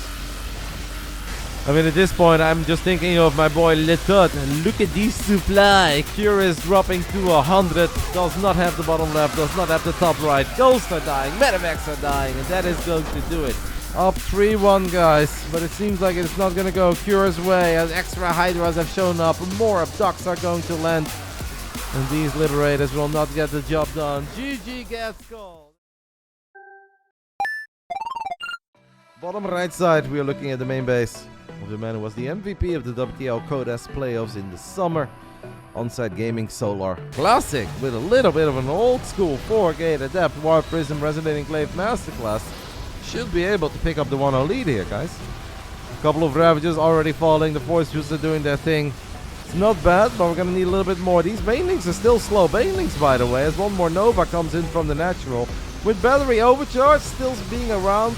In the end, it does get picked up. One more good Nova is all it takes, but that Nova does not go off. Solar is very committed here on 68 drones, but it's good enough, guys. Blew up the batteries. 2K are one of those disruptors that came out of the natural, and it looked devastating. Where is that Warp Prism, by the way? Killed a crazy amount of drones. And that is kind of what PvZ should obviously be all about. You cannot really play whatever strategy and kill 0 workers and expect to be fine. We have a lot of Zerg units now running to the other side of the map. Losing the Warp Prism, by the way, guys, is problematic here as well, because now you can't pick up your Colossus if they get in trouble. That Observer was out of position, guys. Would have been nice to have it there immediately. Maybe he could have put some pressure on the Lurkers, but it is Solar. Solar is maxed out, and this is where he's obviously going to ramp up the aggression. We have Roaches, Ravages, and a couple of Lynx attacking the 4th basal trigger. And we have a whole bunch of Swarmos working on the cannons and batteries at the triangle. The Roaches, Ravages, and Locusts are here as 7 probes do end up dying. A lot of the Immortals are still alive, but it is just Immortals. Every single Archon, unfortunately, has died. Trigger kept them alive for a little while, but there was no way to heal them. And shield batteries, they were not there anymore. And when you only have a couple of Immortals left, it is just not good enough against the Locusts, the Lynx, the Ravages. Now the Lurkers too. Solar looked dominant today. It's a sad conclusion for all the Basilisk fans and for the Trigger fans. Serral is like, hey, here's my army, but it's not about this army, guys. It's about them Zerglings that are running into the natural, now into the main base too. This is where it could become a little bit annoying for Serral. Serral has his units in a strong spot. Solar does on-burrow a couple of Roaches. I mean, these CVZs are fun, guys. This is gonna get hectic. Who's gonna get the best of who? Bit of an annoying fight here, having to worry about these non-stop corrosive balls of your opponent. But every unit that Solar loses, guys, is a unit that he's not going to get back anymore. And Serral just... Or Solar would often win the games around minute 5, 6, or 7. Serral's going to try. I find it risky that Serral is doing this. Serral really wants to keep this 4th base alive. But by playing it out like that, he's going to lose his first few Hydras. He's going to lose a Queen. He's going to lose another Queen. Guys, that Serral absolutely hates. He fell behind because he played safe. Yep, it's just gonna be GG like that. And Serral's actually forced to cancel a couple of these morphing Ravages. So this is where it can get gnarly. 19 Roaches on the production tab for Serral, as the Hydras are gonna try to do their best to help out here a little. But Hydras without their upgrades are kind of lame. Reynor did it better. But I know that a lot of you guys enjoy it, and that's completely fine. Solar is back for round 2 as he's going to try to get on top of these units of Serral. And is that then good enough? As one more Ravager does get picked up. Great target fire there by Solar. These fights are awfully close. It is old school Wings of Liberty over here. But now Burrow is going to kick in. And there is no Overseer on the side of Solar. So Serral is burrowing all of his roaches. He's keeping them alive. And they are showing back up with more HP. Burrow really making a big difference here, guys. Without Burrow, maybe it would have been good enough. If there was ever a moment, this might be the moment. But I don't think there is enough to really tank for those Ravagers. And the Ravagers can be very squishy. Serral makes a dive for those units. Those corrosive balls do connect though. Queen dies, Roach dies, Ravager dies. But because I really believe in Yona's ability to survive and hang in there and transition and get great trades. But Serral is now ahead, entering the late game. Solar still has a lot of units here though. And obviously Solar can morph a couple of these low HP Roaches into Ravagers as well. And I'm afraid for Mystery Gaming SHIN that this is just a little too much to overcome. GG, Solar with old school Solar aggression. Lings and Roaches working against Lings and Roaches. That one Baneling, by the way, is doing a very good job in zoning these Zerglings away from SHIN. He can obviously lose 10 drones and still be fine, but I'm just afraid he's going to lose more than 10 drones. Especially now if the upgrades are even. Solar is wondering if that's the moment to make a dive on these Ravagers. I think he got one. He's wondering if he can get more. I think he will get more. Where is all the supply of SHIN? Because he has a crazy amount of units that just pop. Because these lurkers don't have seismic spines, they don't have adaptive talents. There's a lot of dead lurkers, and Solar is making 15 more Hydras. Is that the play? I don't think that is the play. In the last round of this Swiss format, as SHIN is now in all sorts of trouble. And the lurkers are not going anywhere. Most of the Ravagers have died. It is Solar who wins your final best of 3 of the Masters Coliseum. My friend Benjamin Baker really knows how to make the dream work, you know. He can just lift and fly away, and then what, mate? And Clem finds himself in a very problematic spot as Cyclone number 2 pops, and it's dead immediately as it goes on the right side. Okay, all the Marines are going to stim forward, and he will clean this up. Against 4 lurkers, you can do this. Against 10 lurkers, absolutely not.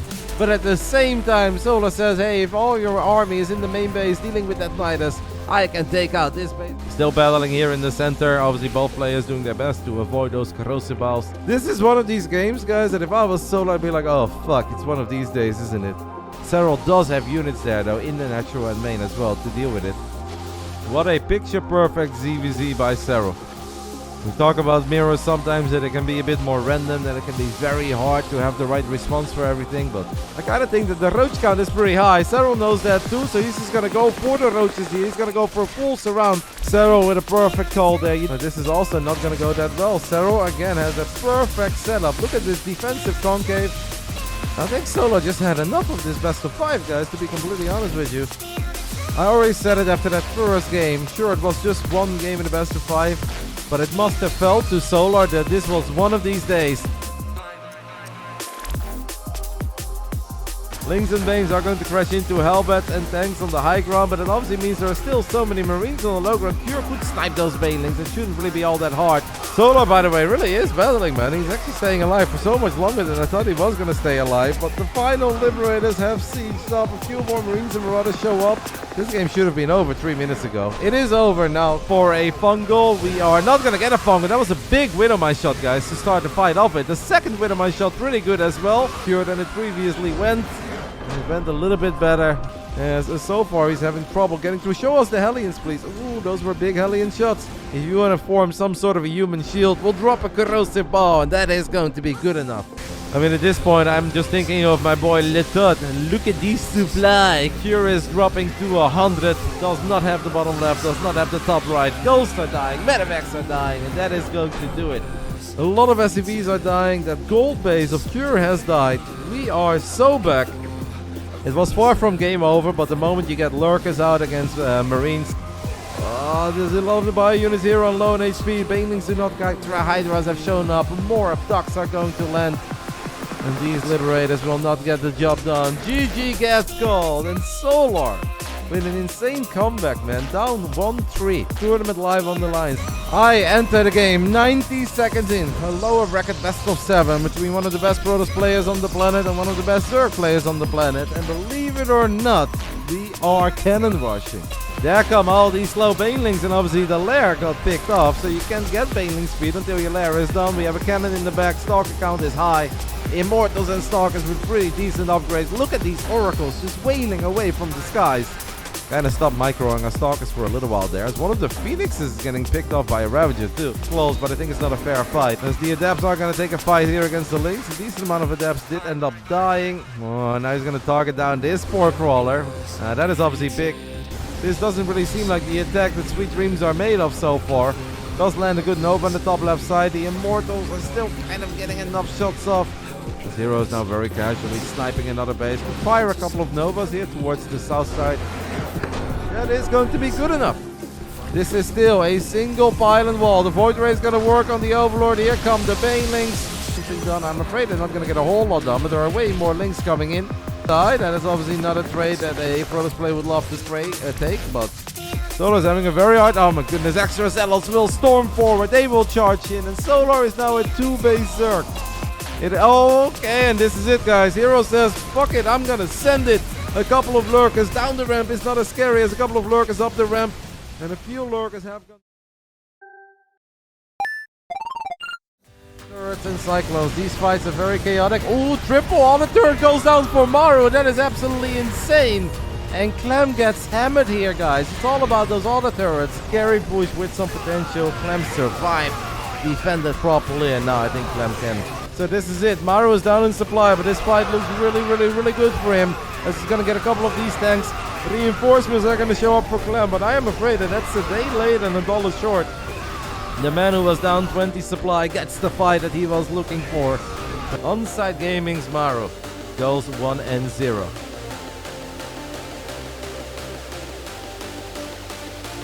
+2 melee is about to kick in, and that's obviously going to make the trades a little bit better. Done historically with great amount of success. Nice spreads though on these Marines. Oh my goodness. If Bobito, who's eating Doritos at the moment, wants to make a couple statements, we'll let him have it.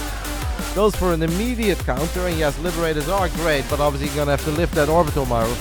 Okay, we are starting up by killing a couple of ghosts, guys, as he uses a lot of Shroud to just stand here and battle all these lifts.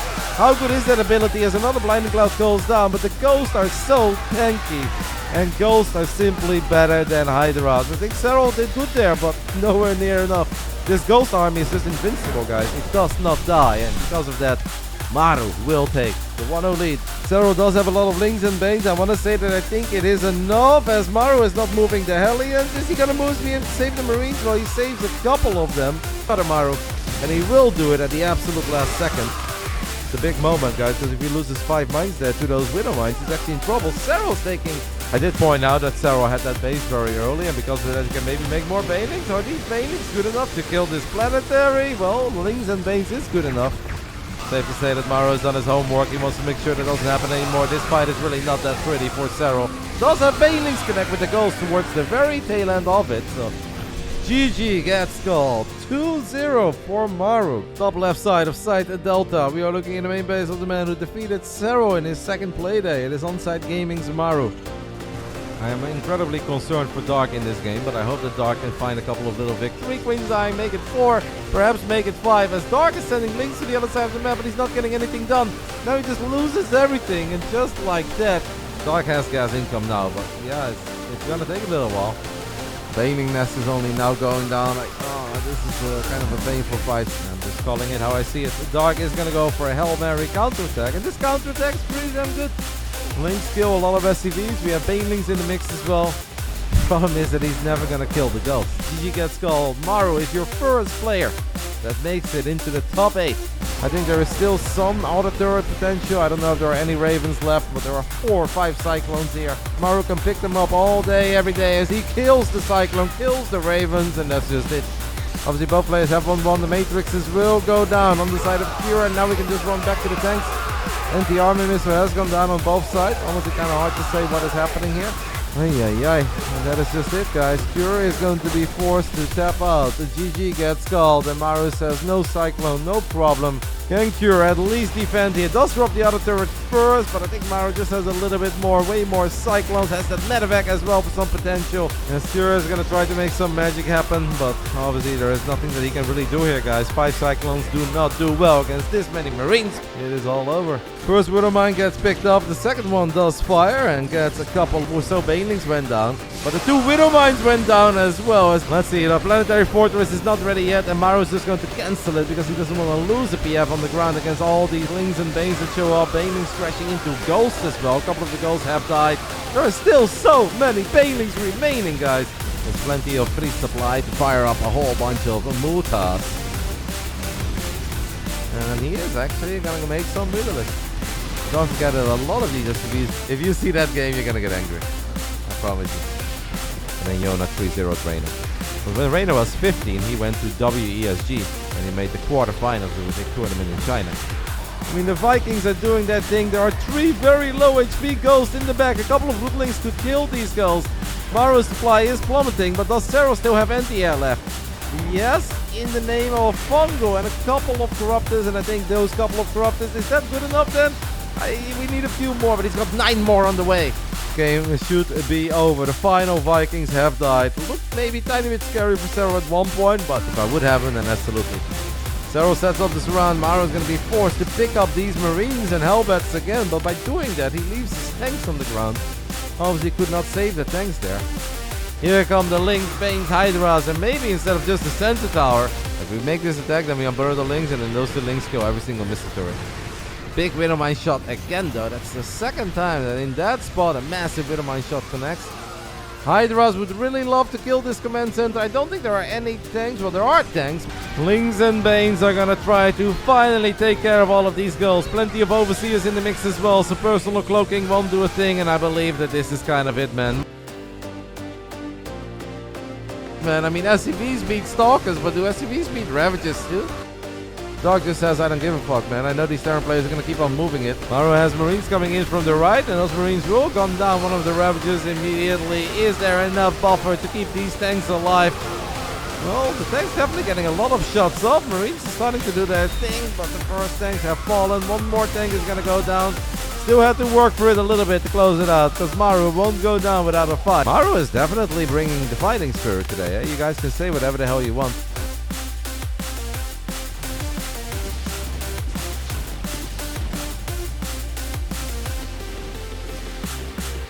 These are such annoying fights, by the way, as a Zork. You're kind of waiting for Baneling speed to finish up. The Overseers, so these Banshees are just on top of the Queens. More Queens will die, and Baneling speed is 10 seconds away from finishing up, and now we have no more Banelings. What happened in game 1 could happen to the best of us. GG, 8 minutes and 5 seconds.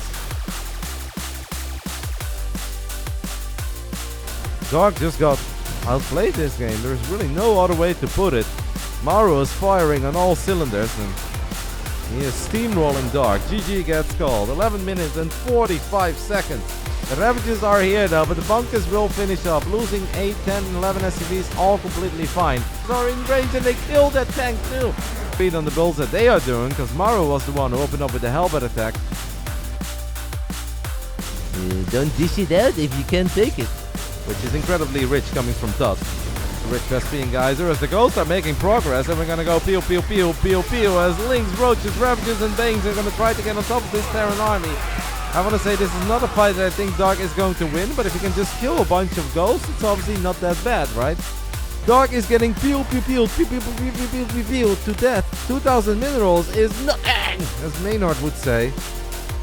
I mean, we had 7 Overseers there, and all 7 got sniped, and Maru wins before we even see. Queens are here to buy some time. One of the Queens is going to get picked off. That sucks, but I'd rather see some Queens die than a whole bunch of drones.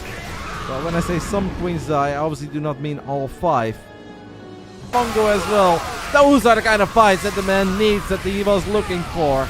Marauders and a couple of goals, but it just feels that the floodgates are open. Maru taps out.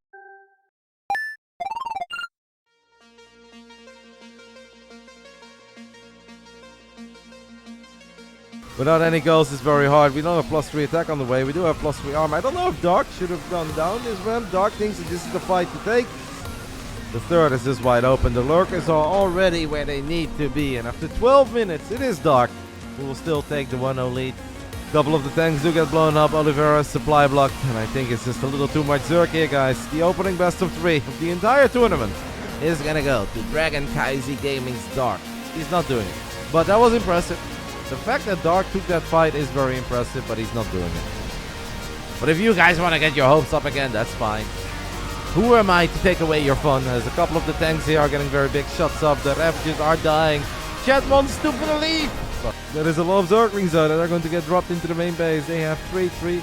And I assume they have a Reynor glance. I didn't see him research it, but I also didn't see him miss it. So I guess we are okay. I like the idea of running a couple of links into the third. A big attack in the bottom right. It's a very chaotic fight. Chaos should favor the rich player, and the rich player is still dark. Pure is now going up to 6 phases, by the way, though, while this is happening. Widow mines everywhere, but Dark is doing a really good job in just taking care of them with a couple of overseers and a couple of links at a time, and then eventually when he shows up with his massive army, I think everybody was in agreement here, besides Reynor. But it's okay. GG gets called. 22 minutes and 44 seconds. This is what it took Dark to win a game where he had a great start. Not all that bad, but is it great? I don't know if it is great. He's gonna try again. Can he grab more? Gets an SCV. Does he get the bunker? We need a spine, right? I feel like we desperately need a spine here. We have lurkers in the mix, guys, and lurkers are pretty devastating. If they can get in range of SCVs, in range of orbitals, they're gonna move forward, even though there are still a couple of liberators around. Amazing start to the Masters Coliseum and win his first 2 best of 3s, but after 33 minutes and 33 seconds, it is really starting to look like this game will go Dark's way. It's crazy. Not getting advanced ballistics is even crazier. GG gets called randomly after a few more lives die. Perhaps make it 5 as Dark is sending links to the other side of the map, but he's not getting anything done. Links kill a lot of SCVs. We have Banelings in the mix as well.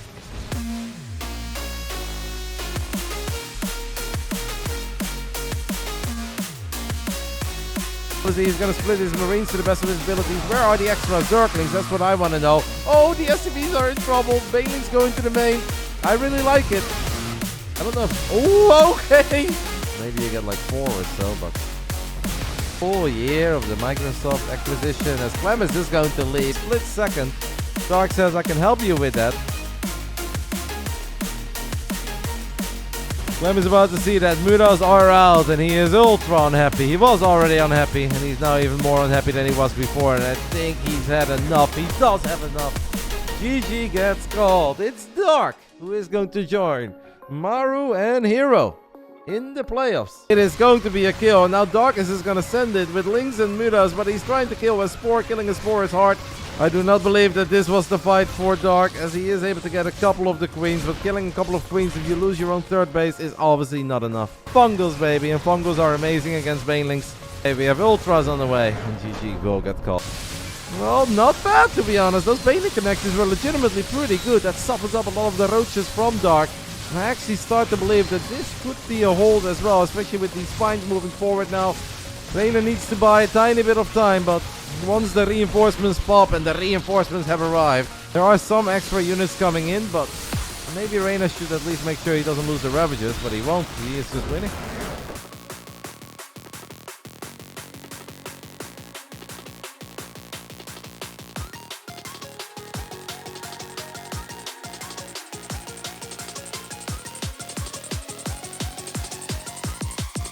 We have a lot of speed veins crashing into the third base as that one Nova with this Nova is not going to go off either, as I think that was the wrong spot to unload it. But we need better than not bad Novas. We need picture perfect, fantastic. There are still going to be a lot of links, but it's so big to kill all these queens before the links are there. In the end, the links will show up. We are 10 seconds away from a blink being ready. Unfortunately, those 10 seconds, sometimes it feels like it takes forever. I love the quick recall. MaxPax is 112 supply. The Ultras are doing that thing. Carriers cannot really be attacking these Ultras though. I kind of think that these carriers have to attack the Corruptors there. Those were legitimately the most painful games that I've ever casted. As we have a parasitic bomb. I believe they call this the Loco Maneuver in the streets. Didn't really work, but obviously Dark has an overwhelming amount of units. With the Loco, he takes a 2-0 lead. And DTs could have a field day. MaxPax goes for a big old Rico in the main because he does not want to lose his main. Those 3 ultras are derping a little bit. They will finally start fighting. Glory days where goes to use it, kept his ultras alive forever. And against one of those Terrans, Dark is honestly just putting on the clinic, man. A great fight with Transfuse and a 32 link drop in the main base is good enough. Can we heal up the Cybercore? Yes, we can. One Stalk is a little bit out of position. Dark Shrine 70% done, guys. Oh, did he just lose 2 out of 3 oracles? He just lost 1 oracle. As the Ravage count is crazy high, the cybernetic score has fallen, the floodgates are open. And now we are down to our final shield battery and we are waiting for this Dark Shrine. That is proper wild. We had a bunch of 3-0s yesterday, we had 2-0s the day before. And we're gonna kick the lower bracket off with a 4-0. A sitting ovation. Too dark. Down one of the Ravages immediately. Is there enough buffer to keep these tanks alive? Not too many Roaches and Ravages remaining. I think Dark can take ugly fights here and it is going to be fine. There's a couple of Widow Mines in the mix. Put on.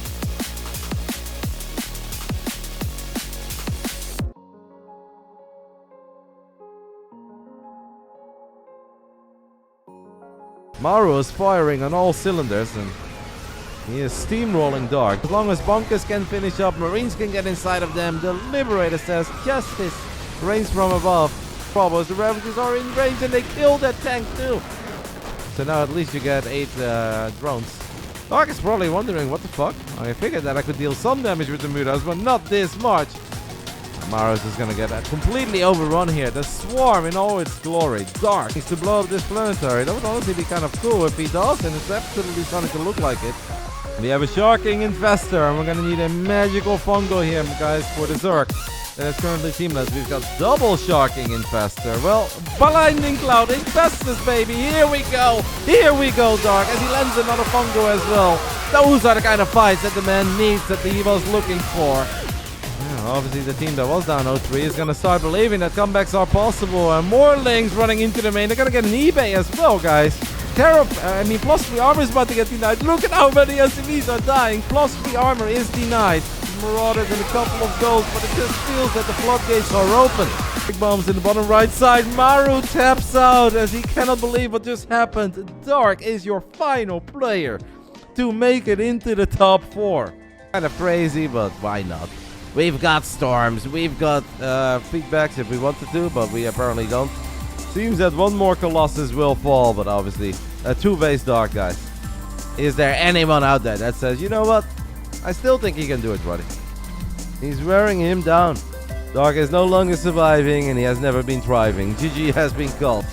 It's still rather chaotic. The man was not totally ready. Again, had like 8 or 9 Overlords on the way or whatever the hell it was. I don't think he needs Storm. Would it help? Sure. But you know what would also help? A Colossus, a Disruptor, or Dark just leaving the... Okay, the Immortal Barriers do get activated. Where is our War Prism? Do we even need our War Prism? Well, the War Prism is still just chilling in the main. Apparently, we don't need that War Prism just yet. But it's just more drones dying, and Dark is forced to tap out. When are we going to use battery overcharge? That is the big question. The first battery does get picked up immediately. We have nothing but batteries being produced, even though the forge is ready, so maybe he could have built a couple of cannons. Hero does not want cannons. Hero just wants batteries and pylons. But the Oracle dies. The Void Ray dies very early on. I feel like the Ravages, the Lings, and the Queens should be a bit too much to deal with here. Hero's definitely doing an alright job for a little while, and he's now going to bring over those Stalkers from the left. I think Link's Ravages, Queen's a bit too powerful here. Blink is not done yet, so those 2 Stalkers get surrounded. It is kind of time that he kills the Robo or surrounds those Immortals.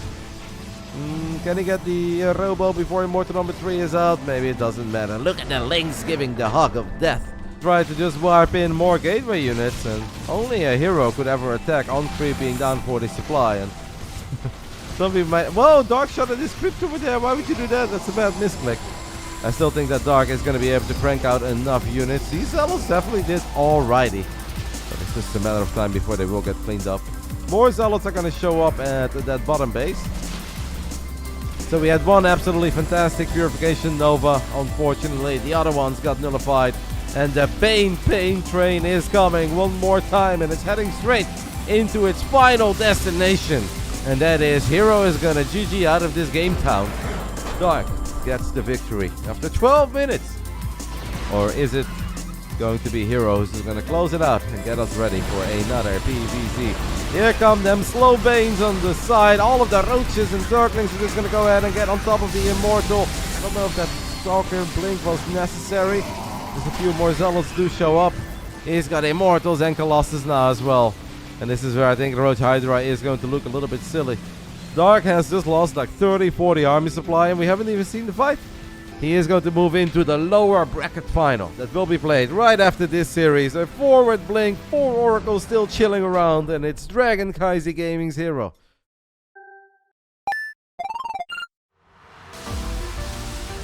Reynor is going to go ahead and try to make something happen with that monstrous ground army. You have a couple of Mutas chipping away at all of these roaches from the sky. Reynor does have slightly better upgrades, so his roaches can survive a little bit longer. Reynor's going to have to send a few more units over. At the same time, Roaches and Ravagers get on top of the 5th base of Reynor. I highly doubt that Reynor has cancelled that. Galore over here, guys. It's very hard to tell you guys. I do believe that Serral's ping is going to be a tiny bit better than Reynor's ping as we once more land a whole bunch of ducks. The blinding clouds, by the way, by Reynor were fantastic. But now in the end, I'm afraid that he's still going to end up losing the 3rd hatchery, and he's not done yet losing units either. Reynor obviously knows that he's in all sorts of trouble here, and he has no answer for these extra units that Serral has built and sends to the other side of the map. Top left side, the Italian Stallion, Reynor.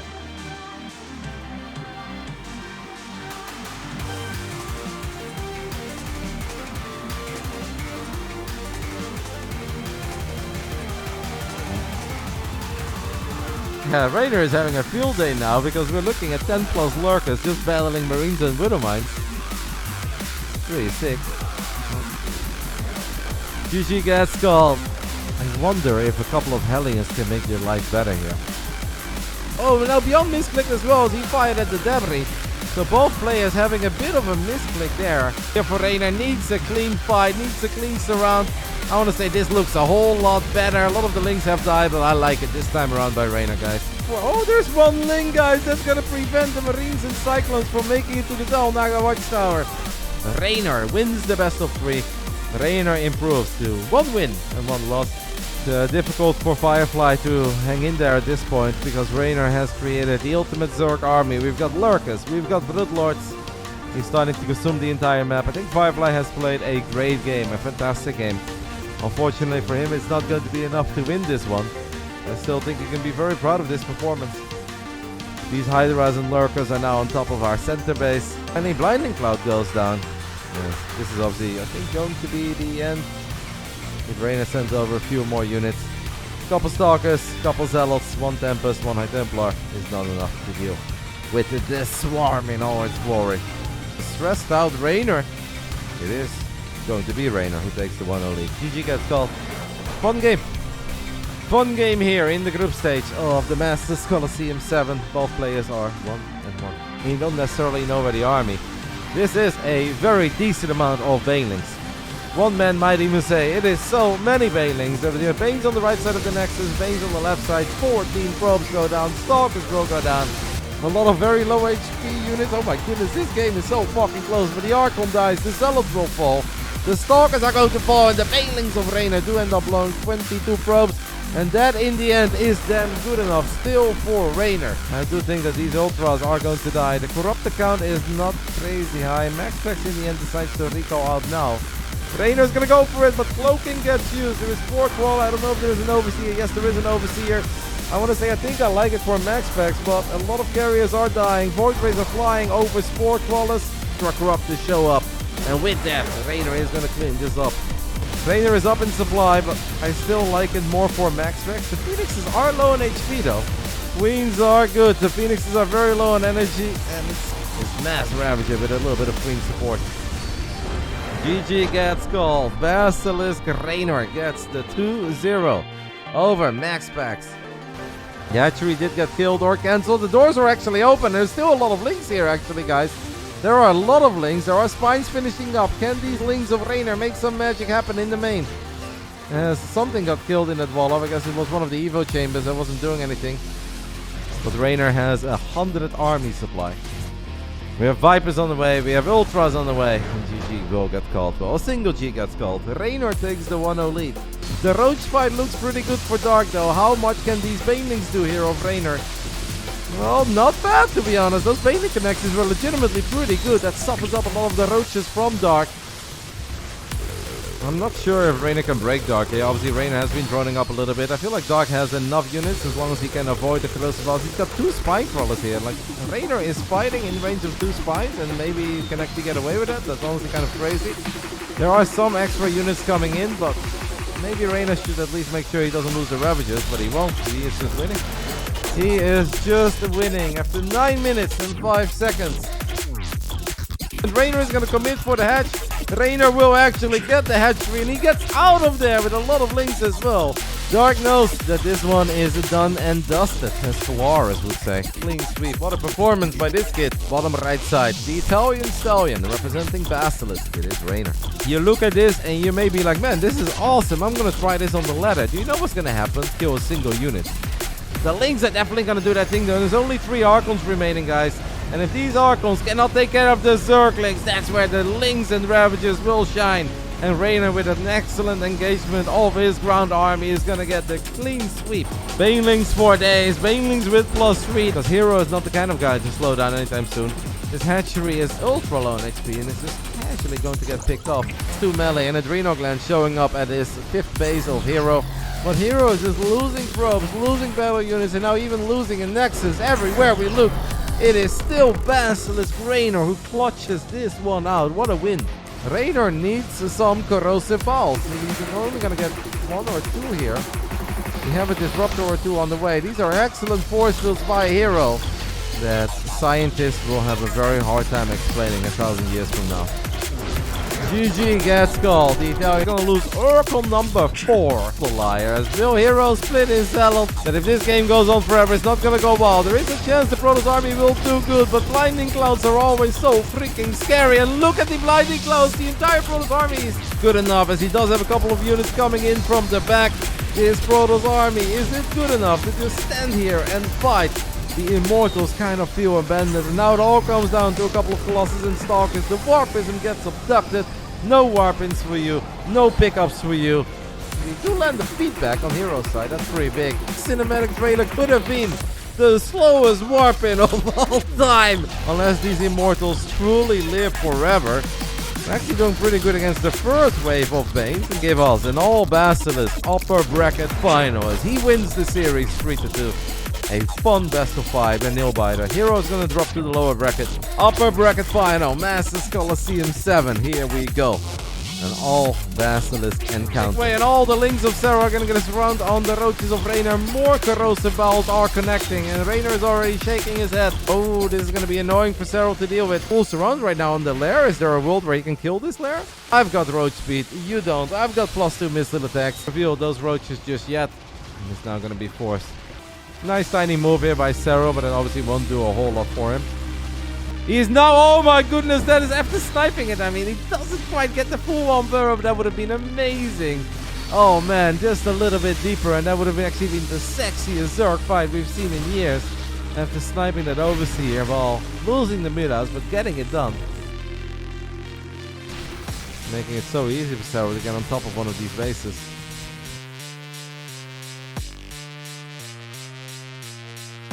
Not really the fight. We do have a lurker, or Nidus network though, coming online in the main. Can Reynor unload a bunch of lurkers? The answer to the question is yes.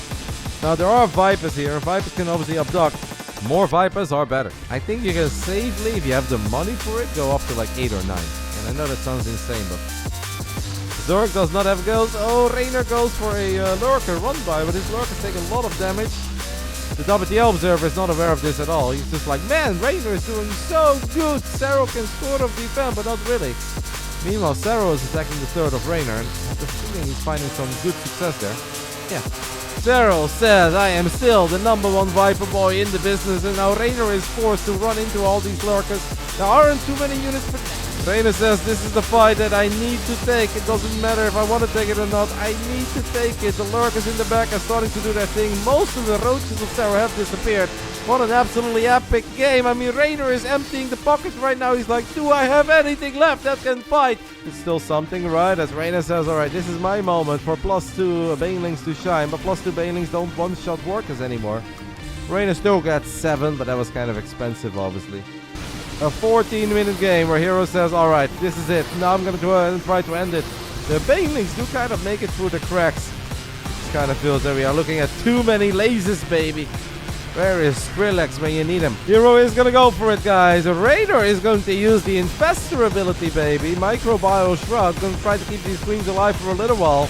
These queens are not alive for all that long. The Ultras and Roaches are doing its thing, but we need some Corruptus.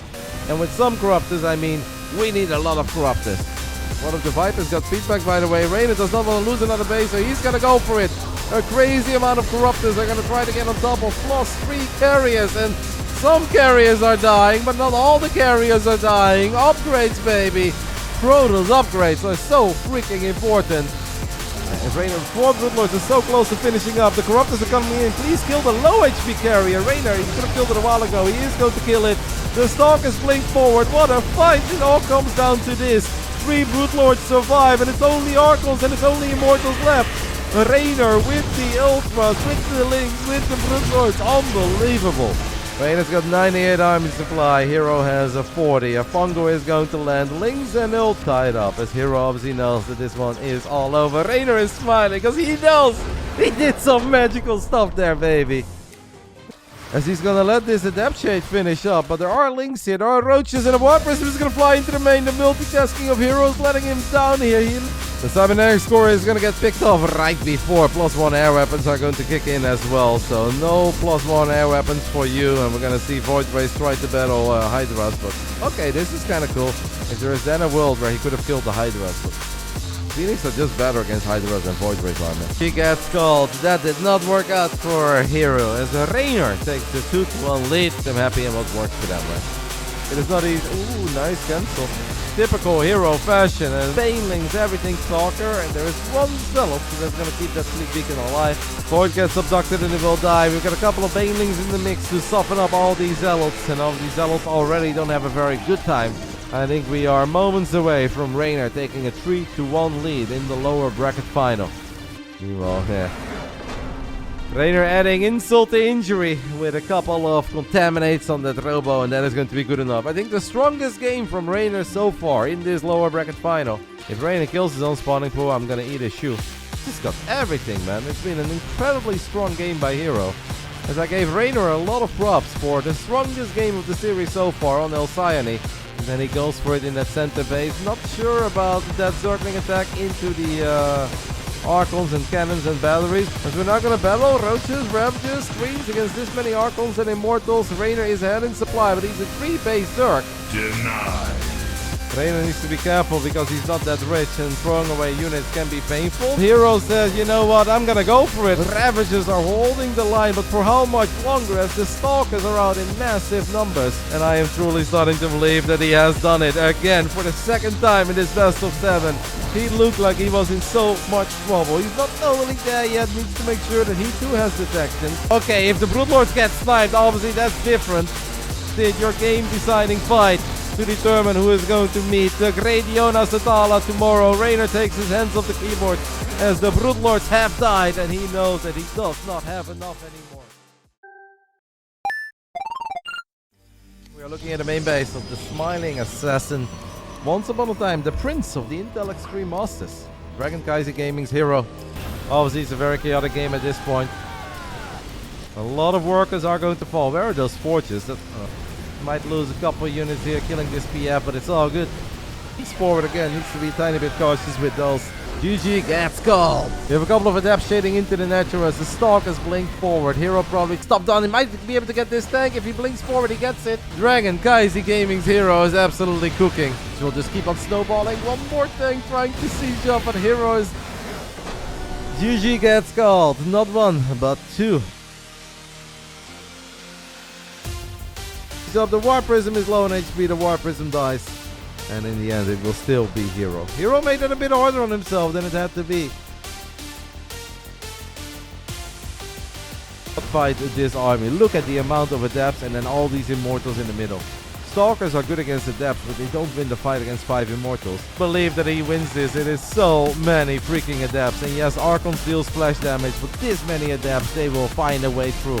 And that means that Hero advances into the final round of the upper bracket of the Swiss format. That he still has Stalkers on the low ground, but then at the same time, he's going to go for a big warp-in in the main. This is super smart execution, guys.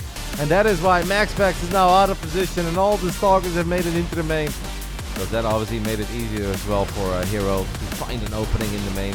Activated. No way MaxPax loses the fight near battery overcharge, guys. That is absolutely impossible.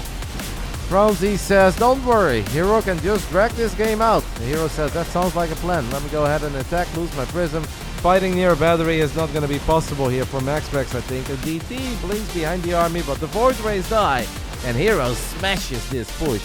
And Dragon Kaisi Gaming's Hero with an incredibly high IQ, best of 3 over the last 12 months. And that has beat MaxPax in a PvP, and he lets go of a fist bump. MaxPax is, of course, our blue Protoss, spawning on the top right side, representing Storm Gaming. Bottom left side, the Dragon Kaisi Gaming's Hero. Comes down to whether or not Hero will be able to one-shot these units. He blinks forward again, battery overcharge is a thing. Void Ray takes a lot of damage, and it lives. And now I think MaxPax is kind of running out of steam. GG gets called. Hero gets the job done. We need more Stalkers here. With a few more Stalkers, I think MaxPax can fight this. Gun down the Immortal, he's gonna gun down the Void Rays, and that is good enough. Fire some Novas, good connection to be fair on the Zealot. We are going to Game 5. Woohoo! MaxPax just dropped the Robo, guys. 2 or 3 Void Rays, not all 5. Hero, you're so fucking crazy! Oh my god, prismatic alignment, battery overcharge. I think every single Stalker is in trouble. Blinks into the main, kills the batteries, kills the pylons. Kills 3 out of 5 voids, and that is good enough. Top left side, Dragon Kaisi Gaming's Hero. Bottom right side, the Italian Stallion, representing Basilisk. It is Reynor. They're on the wrong side of the wall. You're gonna run into a 5.1k barcode Zerg that has 12 roaches ready, and you won't kill a single unit. But whenever Hero does it, it just looks genius. I think it's the best unit you can ever have. We have a Blinding Cloud that is very cool. That's actually gonna make it so hard for a lot of these Protoss units to fight. And who needs Broodlords if you have this many Banelings? But perhaps the answer to the question is still Reynor.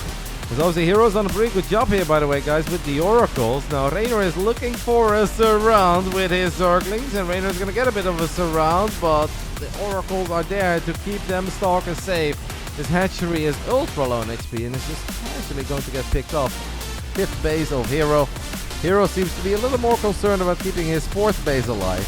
Because that's where his very precious gateway is. I mean, those lings are just slapping, man. Reynor needs some corrosive balls, and he's only gonna get 1 or 2 here. Hero is a man that scientists will have a very hard time explaining 1,000 years from now. GG gets called. The Italian Stallion forced to wave the white flag after 9 minutes and 9 seconds, and Hero is gonna send us to Game 5. I thought that Hero would realize that there was nothing to kill there, but the Immortals kind of feel abandoned, and now it all comes down to a couple of Colossus and Stalkers. The Warpism gets abducted. No Warpins for you, no pickups for you. Will show up, they surround the Immortals. Hero is going to drop to the lower bracket. Lower bracket best of 7 between one of the best Protoss players on the planet and one of the best Zerg players on the planet. That Lair is taking a lot of damage, and I'm starting to believe that it might go down. It will go down with slow Zealots, baby. Slow Banelings, and obviously the Lair got picked off, so you can't get Baneling speed until your Lair is done. We have a cannon in the back. Stalker count is high. We're going to battle. Solo is going to do his best. His Hero will blink forward on top of these Roaches, Lings, and Banelings. It is going to go Hero's way. Now the Adept count is very high. I don't think that was the case. I mean, that is an amazing way for Solo to start a fight. Hero, Hero, Hero. This doesn't really seem like the attack that Sweet Dreams are made of so far.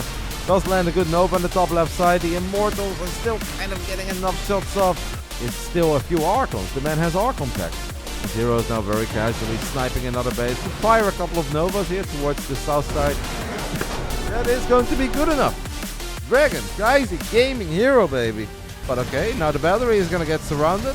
But after the Void Ray, it is an Oracle. And Solar will just leave, being down 13 workers. Not happy. SHIN here, and obviously they are not wrong. To the 3rd base, that's the hatchery. Is actually gonna take a lot of damage. Oh my goodness, extra Zealots will storm forward. They will charge in, and Solar is now a 2-base Zerg. Going up that ramp is a little bit too much. freaking War Prism, guys. What is this? Liquid Clem over here with a Oliveira with a 5 base Protoss. Can you believe what that man has just done? As he breaks into the top 4 of the Masters Coliseum. Extended Turbulence is about to finish up. Hero's got an easy cancel on the 5th base. We've got Storms. We've got feedbacks if we wanted to, but we apparently don't. This will fall, but obviously a 2-base Dark, guys. Dark is no longer surviving, and he has never been thriving. GG has been called. But if he would play against Serral, he'd be forced to play the entire best of 7 as Protoss if he plays Protoss in game 1. The man was not totally ready. Again, had like 8 or 9 Overlords on the way, or whatever the hell it was. And again, he's going to lose a lot of queens here. I mean, Magnus, this game, mate, I think is a much better example of I also don't get. I don't think he needs Storm. Would it help? Sure. And you know what would also help? A Colossus, a Disruptor, or a Dark just leaving this game, because it does not matter. GG gets called. Hero takes the 2-0 lead in a very convincing way. Okay, Glaves is not ready yet. I don't know if this is a good fight for the Adept, but it might actually be. Okay, the Immortal Barriers do get activated. Where is our War Prism? Do we even need our War Prism? Well, the War Prism is still just chilling in the main. Apparently, we don't need a War Prism just yet. Barriers have been activated on the Immortals, but the Immortals are still full on HP. One of the Archons has gone down. A couple of the Zealots have fallen. But it's just more drones dying, and Dark is forced to tap out. Hero. It is kind of time that he kills the Robo or surrounds those Immortals. Can he get the Robo before Immortal number 3 is out? Maybe it doesn't matter. Look at the Lynx giving the hug of death on Solaris and Golden Aura. We can also say that if Hero gets a bit lucky and he would have spotted those Banelings on the top side of the map, this game could have gone so much better for Hero. Fuck, what is he gonna do about it? We're just going, baby, into its final destination. Here come the boys. The Zealot attack is not quite going to get the crazy damage yet. But this is obviously where Hero is going to be Hero. And this is where he can separate himself from your average Zealot enjoyer. Side, all of the Roaches and Zerglings are just going to go ahead and get on top of the Immortal. Robo, that would have been big. He does not unpower the Robo. Trees and Immortals are going to get cut. We have a couple of Ravages that are going to take care of these force fields. There are just so many of them. Dark has just lost like 30-40 army supply, and we haven't even seen the fight. It felt like that wasn't even the real fight. The Blink Stalkers with the upgrade advantage. It's going to be good enough, guys. Nope. If Hero wins this game, which he absolutely will, because his army here is bigger, better, and better upgraded as well. Chilling around, and it's Dragon Kaisi Gaming's Hero. Gets the job done. A 14-minute game where Hero says, alright, this is it. Now I'm going to go ahead and try to end it. The Banelings do kind of make it through the cracks. It kind of feels that we are looking at too many lasers, baby. Where is Skrillex when you need him? Destroy him with lasers. Fallen, make it 5 and maybe 6. Triple stasis trap. Now that's a right. 11 is pretty serious. One of the Vipers got feedback, by the way. Reynor does not want to lose another base, so he's going to go for it. A crazy amount of Corruptors are going to try to get on top of +3 carriers, and some carriers are dying, but not all the carriers are dying. Upgrades, baby. Protoss upgrades are so freaking important. 3 Brute Lords survive, and it's only Archons and it's only Immortals left. Reynor with the Ultras, with the Lynx, with the Brute Lords. Unbelievable. If there is then a world where he could have killed the Hydras, but Phoenix are just better against Hydras than Void Race army. Starting to think of some nice EVZ builds to bust out tomorrow. He knows it just has not really been it, and I don't even know if Hero has lost a single unit yet. Don't lose the Observer, because that would be terrifying. Does not really seem to care. He's just got everything, man. It's been an incredibly strong game by Hero. As I gave Reynor a lot of props for the strongest game of the series so far on Alcyone. I think Hero has been magnificent here in Game 5. As a couple of drones and links will not be enough. 3 bases is looking very dire for Reynor. He does not want to lose this base, but there's nothing he can really do about it. Couple of Banelings to lead the charge. Does grab an Archon, does grab an Immortal or 2. Maybe one more Archon here. As we're not going to battle Roaches, Ravages, Screens against this many Archons and Immortals. Reynor is ahead in supply, but he's a 3-base Zerg. Honestly, I really think that Hero could have gone back if he wanted to, but Hero does not care. He believes so much in these Archons and these Immortals that he will just keep on going. But all that Reynor has left is a couple of Ravages, and that is not going to be good enough. GG gets called. We are getting a Game 7, baby. Hero sends it to Game 7. Is thinking of going for the natural, but this is not the fight. Hero, I just complimented you, mate, about not losing all of your zealots for nothing. He's still just gonna go for it. Now the queens were tanking, so that means that the queens are gonna go down, and now the triple oracle is gonna show up.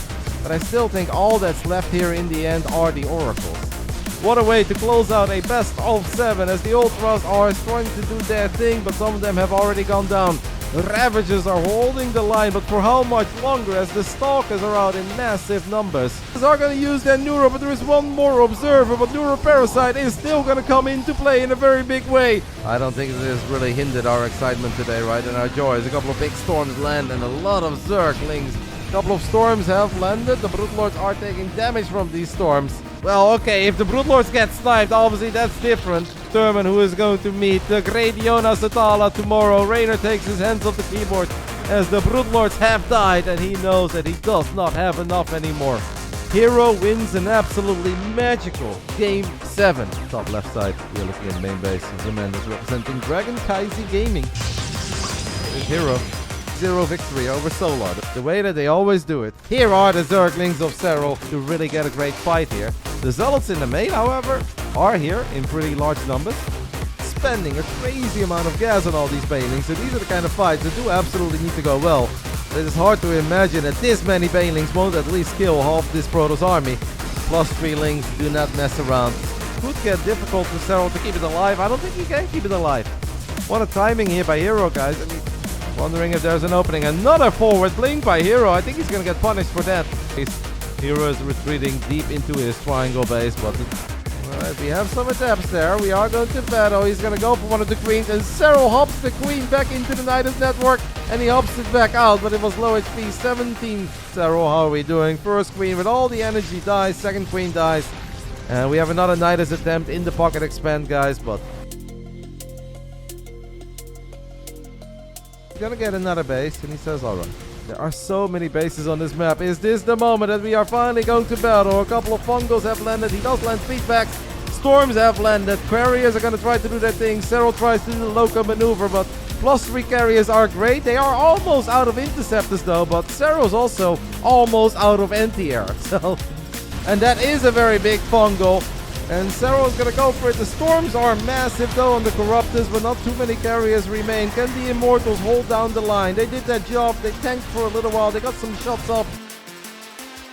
We surrounded, so Hero goes for a crazy, bizarre cannon rush where he just says, I don't care how much surface area you have, I'm just going to get so many cannons that they will come online and they're going to kill your stuff.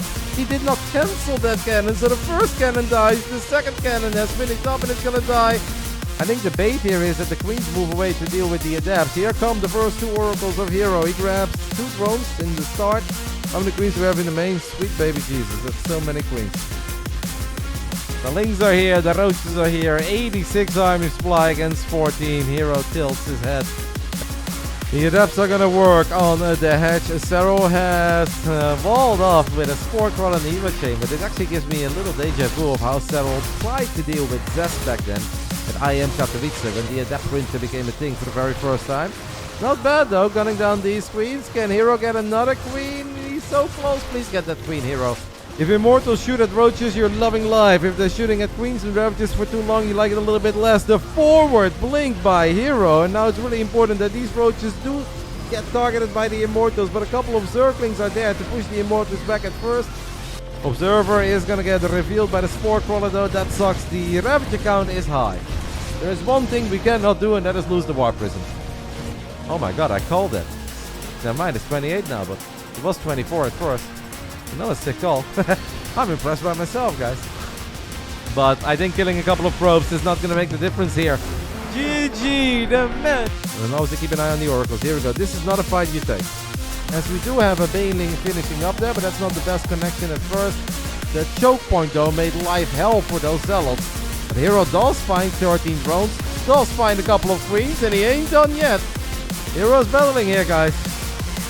Hero is absolutely battling, and do not count him out just yet because he's got a lot of gateway units. Those Baneling hits are big, and now the Lings are going to try to get on top of it as 14 more probes have died. Serral, his counterattacks are relentless. Uh-oh, now I'm worried for all these Stalkers, guys. The Stalkers suddenly get a little bit stuck as the unit unthrows the stasis trap. Wow.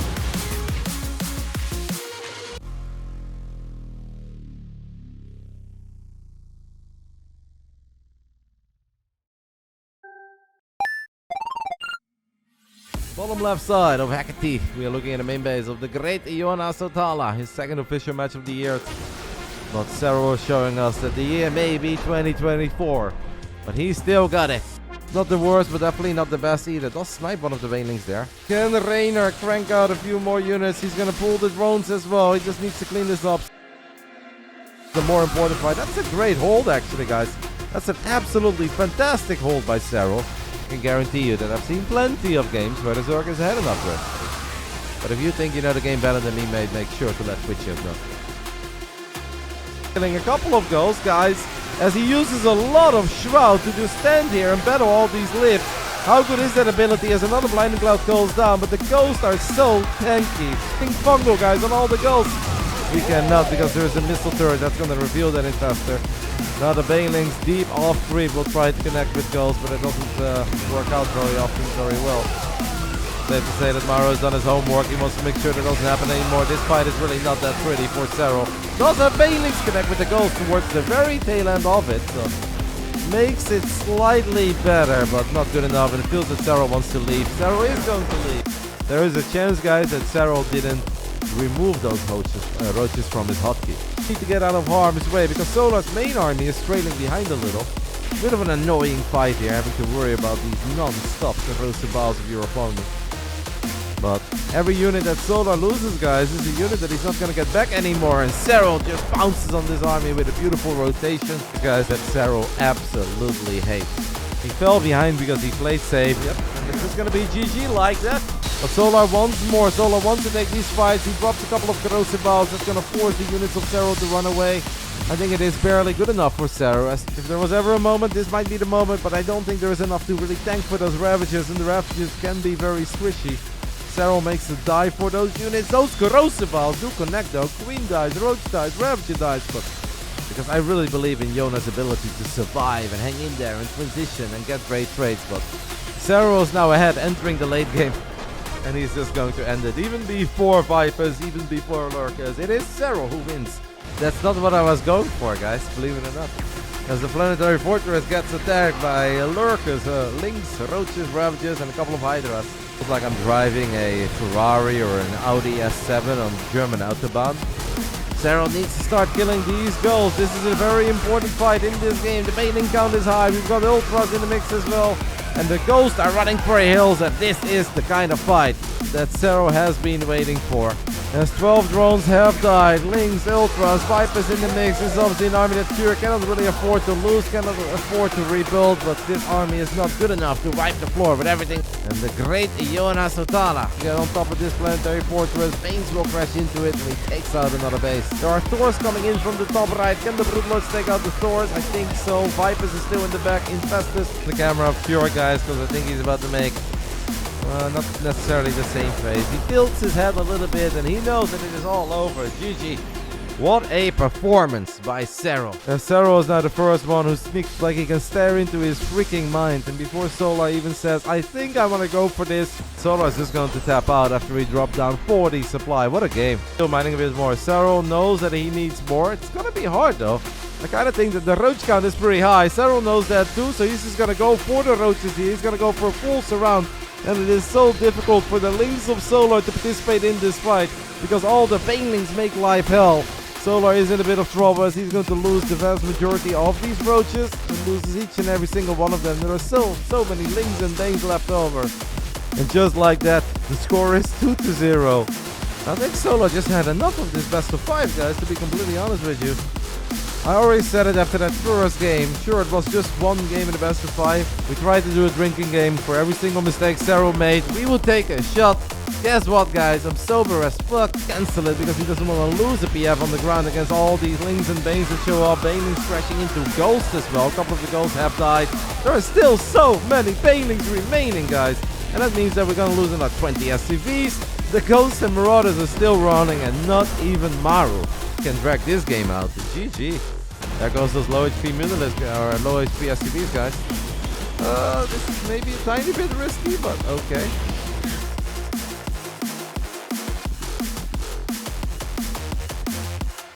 On top of this base at 9 o'clock, we land a little Blinding Cloud as well. Look at the Sharking Infestors as we're gonna go for a couple of Neuroparasites, baby. 3 Thors now belong to Serral.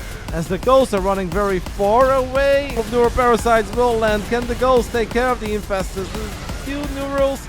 I mean, the Vikings are doing their thing. There are 3 very low HP Ghosts in the back. A couple of Rootlings could kill these Ghosts.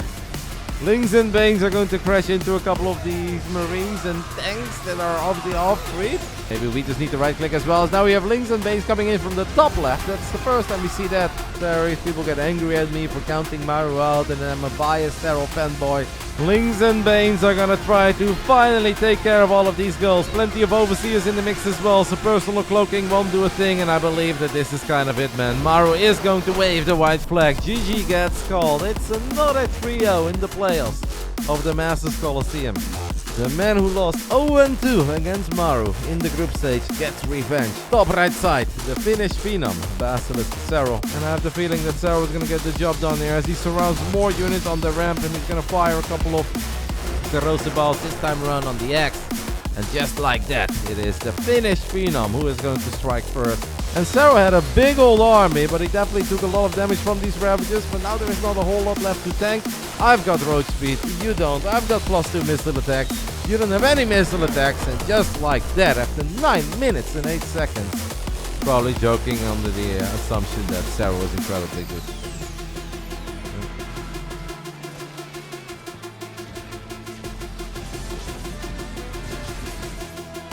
There are a couple of burrowed roaches, I believe, in the natural Serral, trying to distract the Finnish Phenom, but making it so easy for Serral to get on top of one of these bases.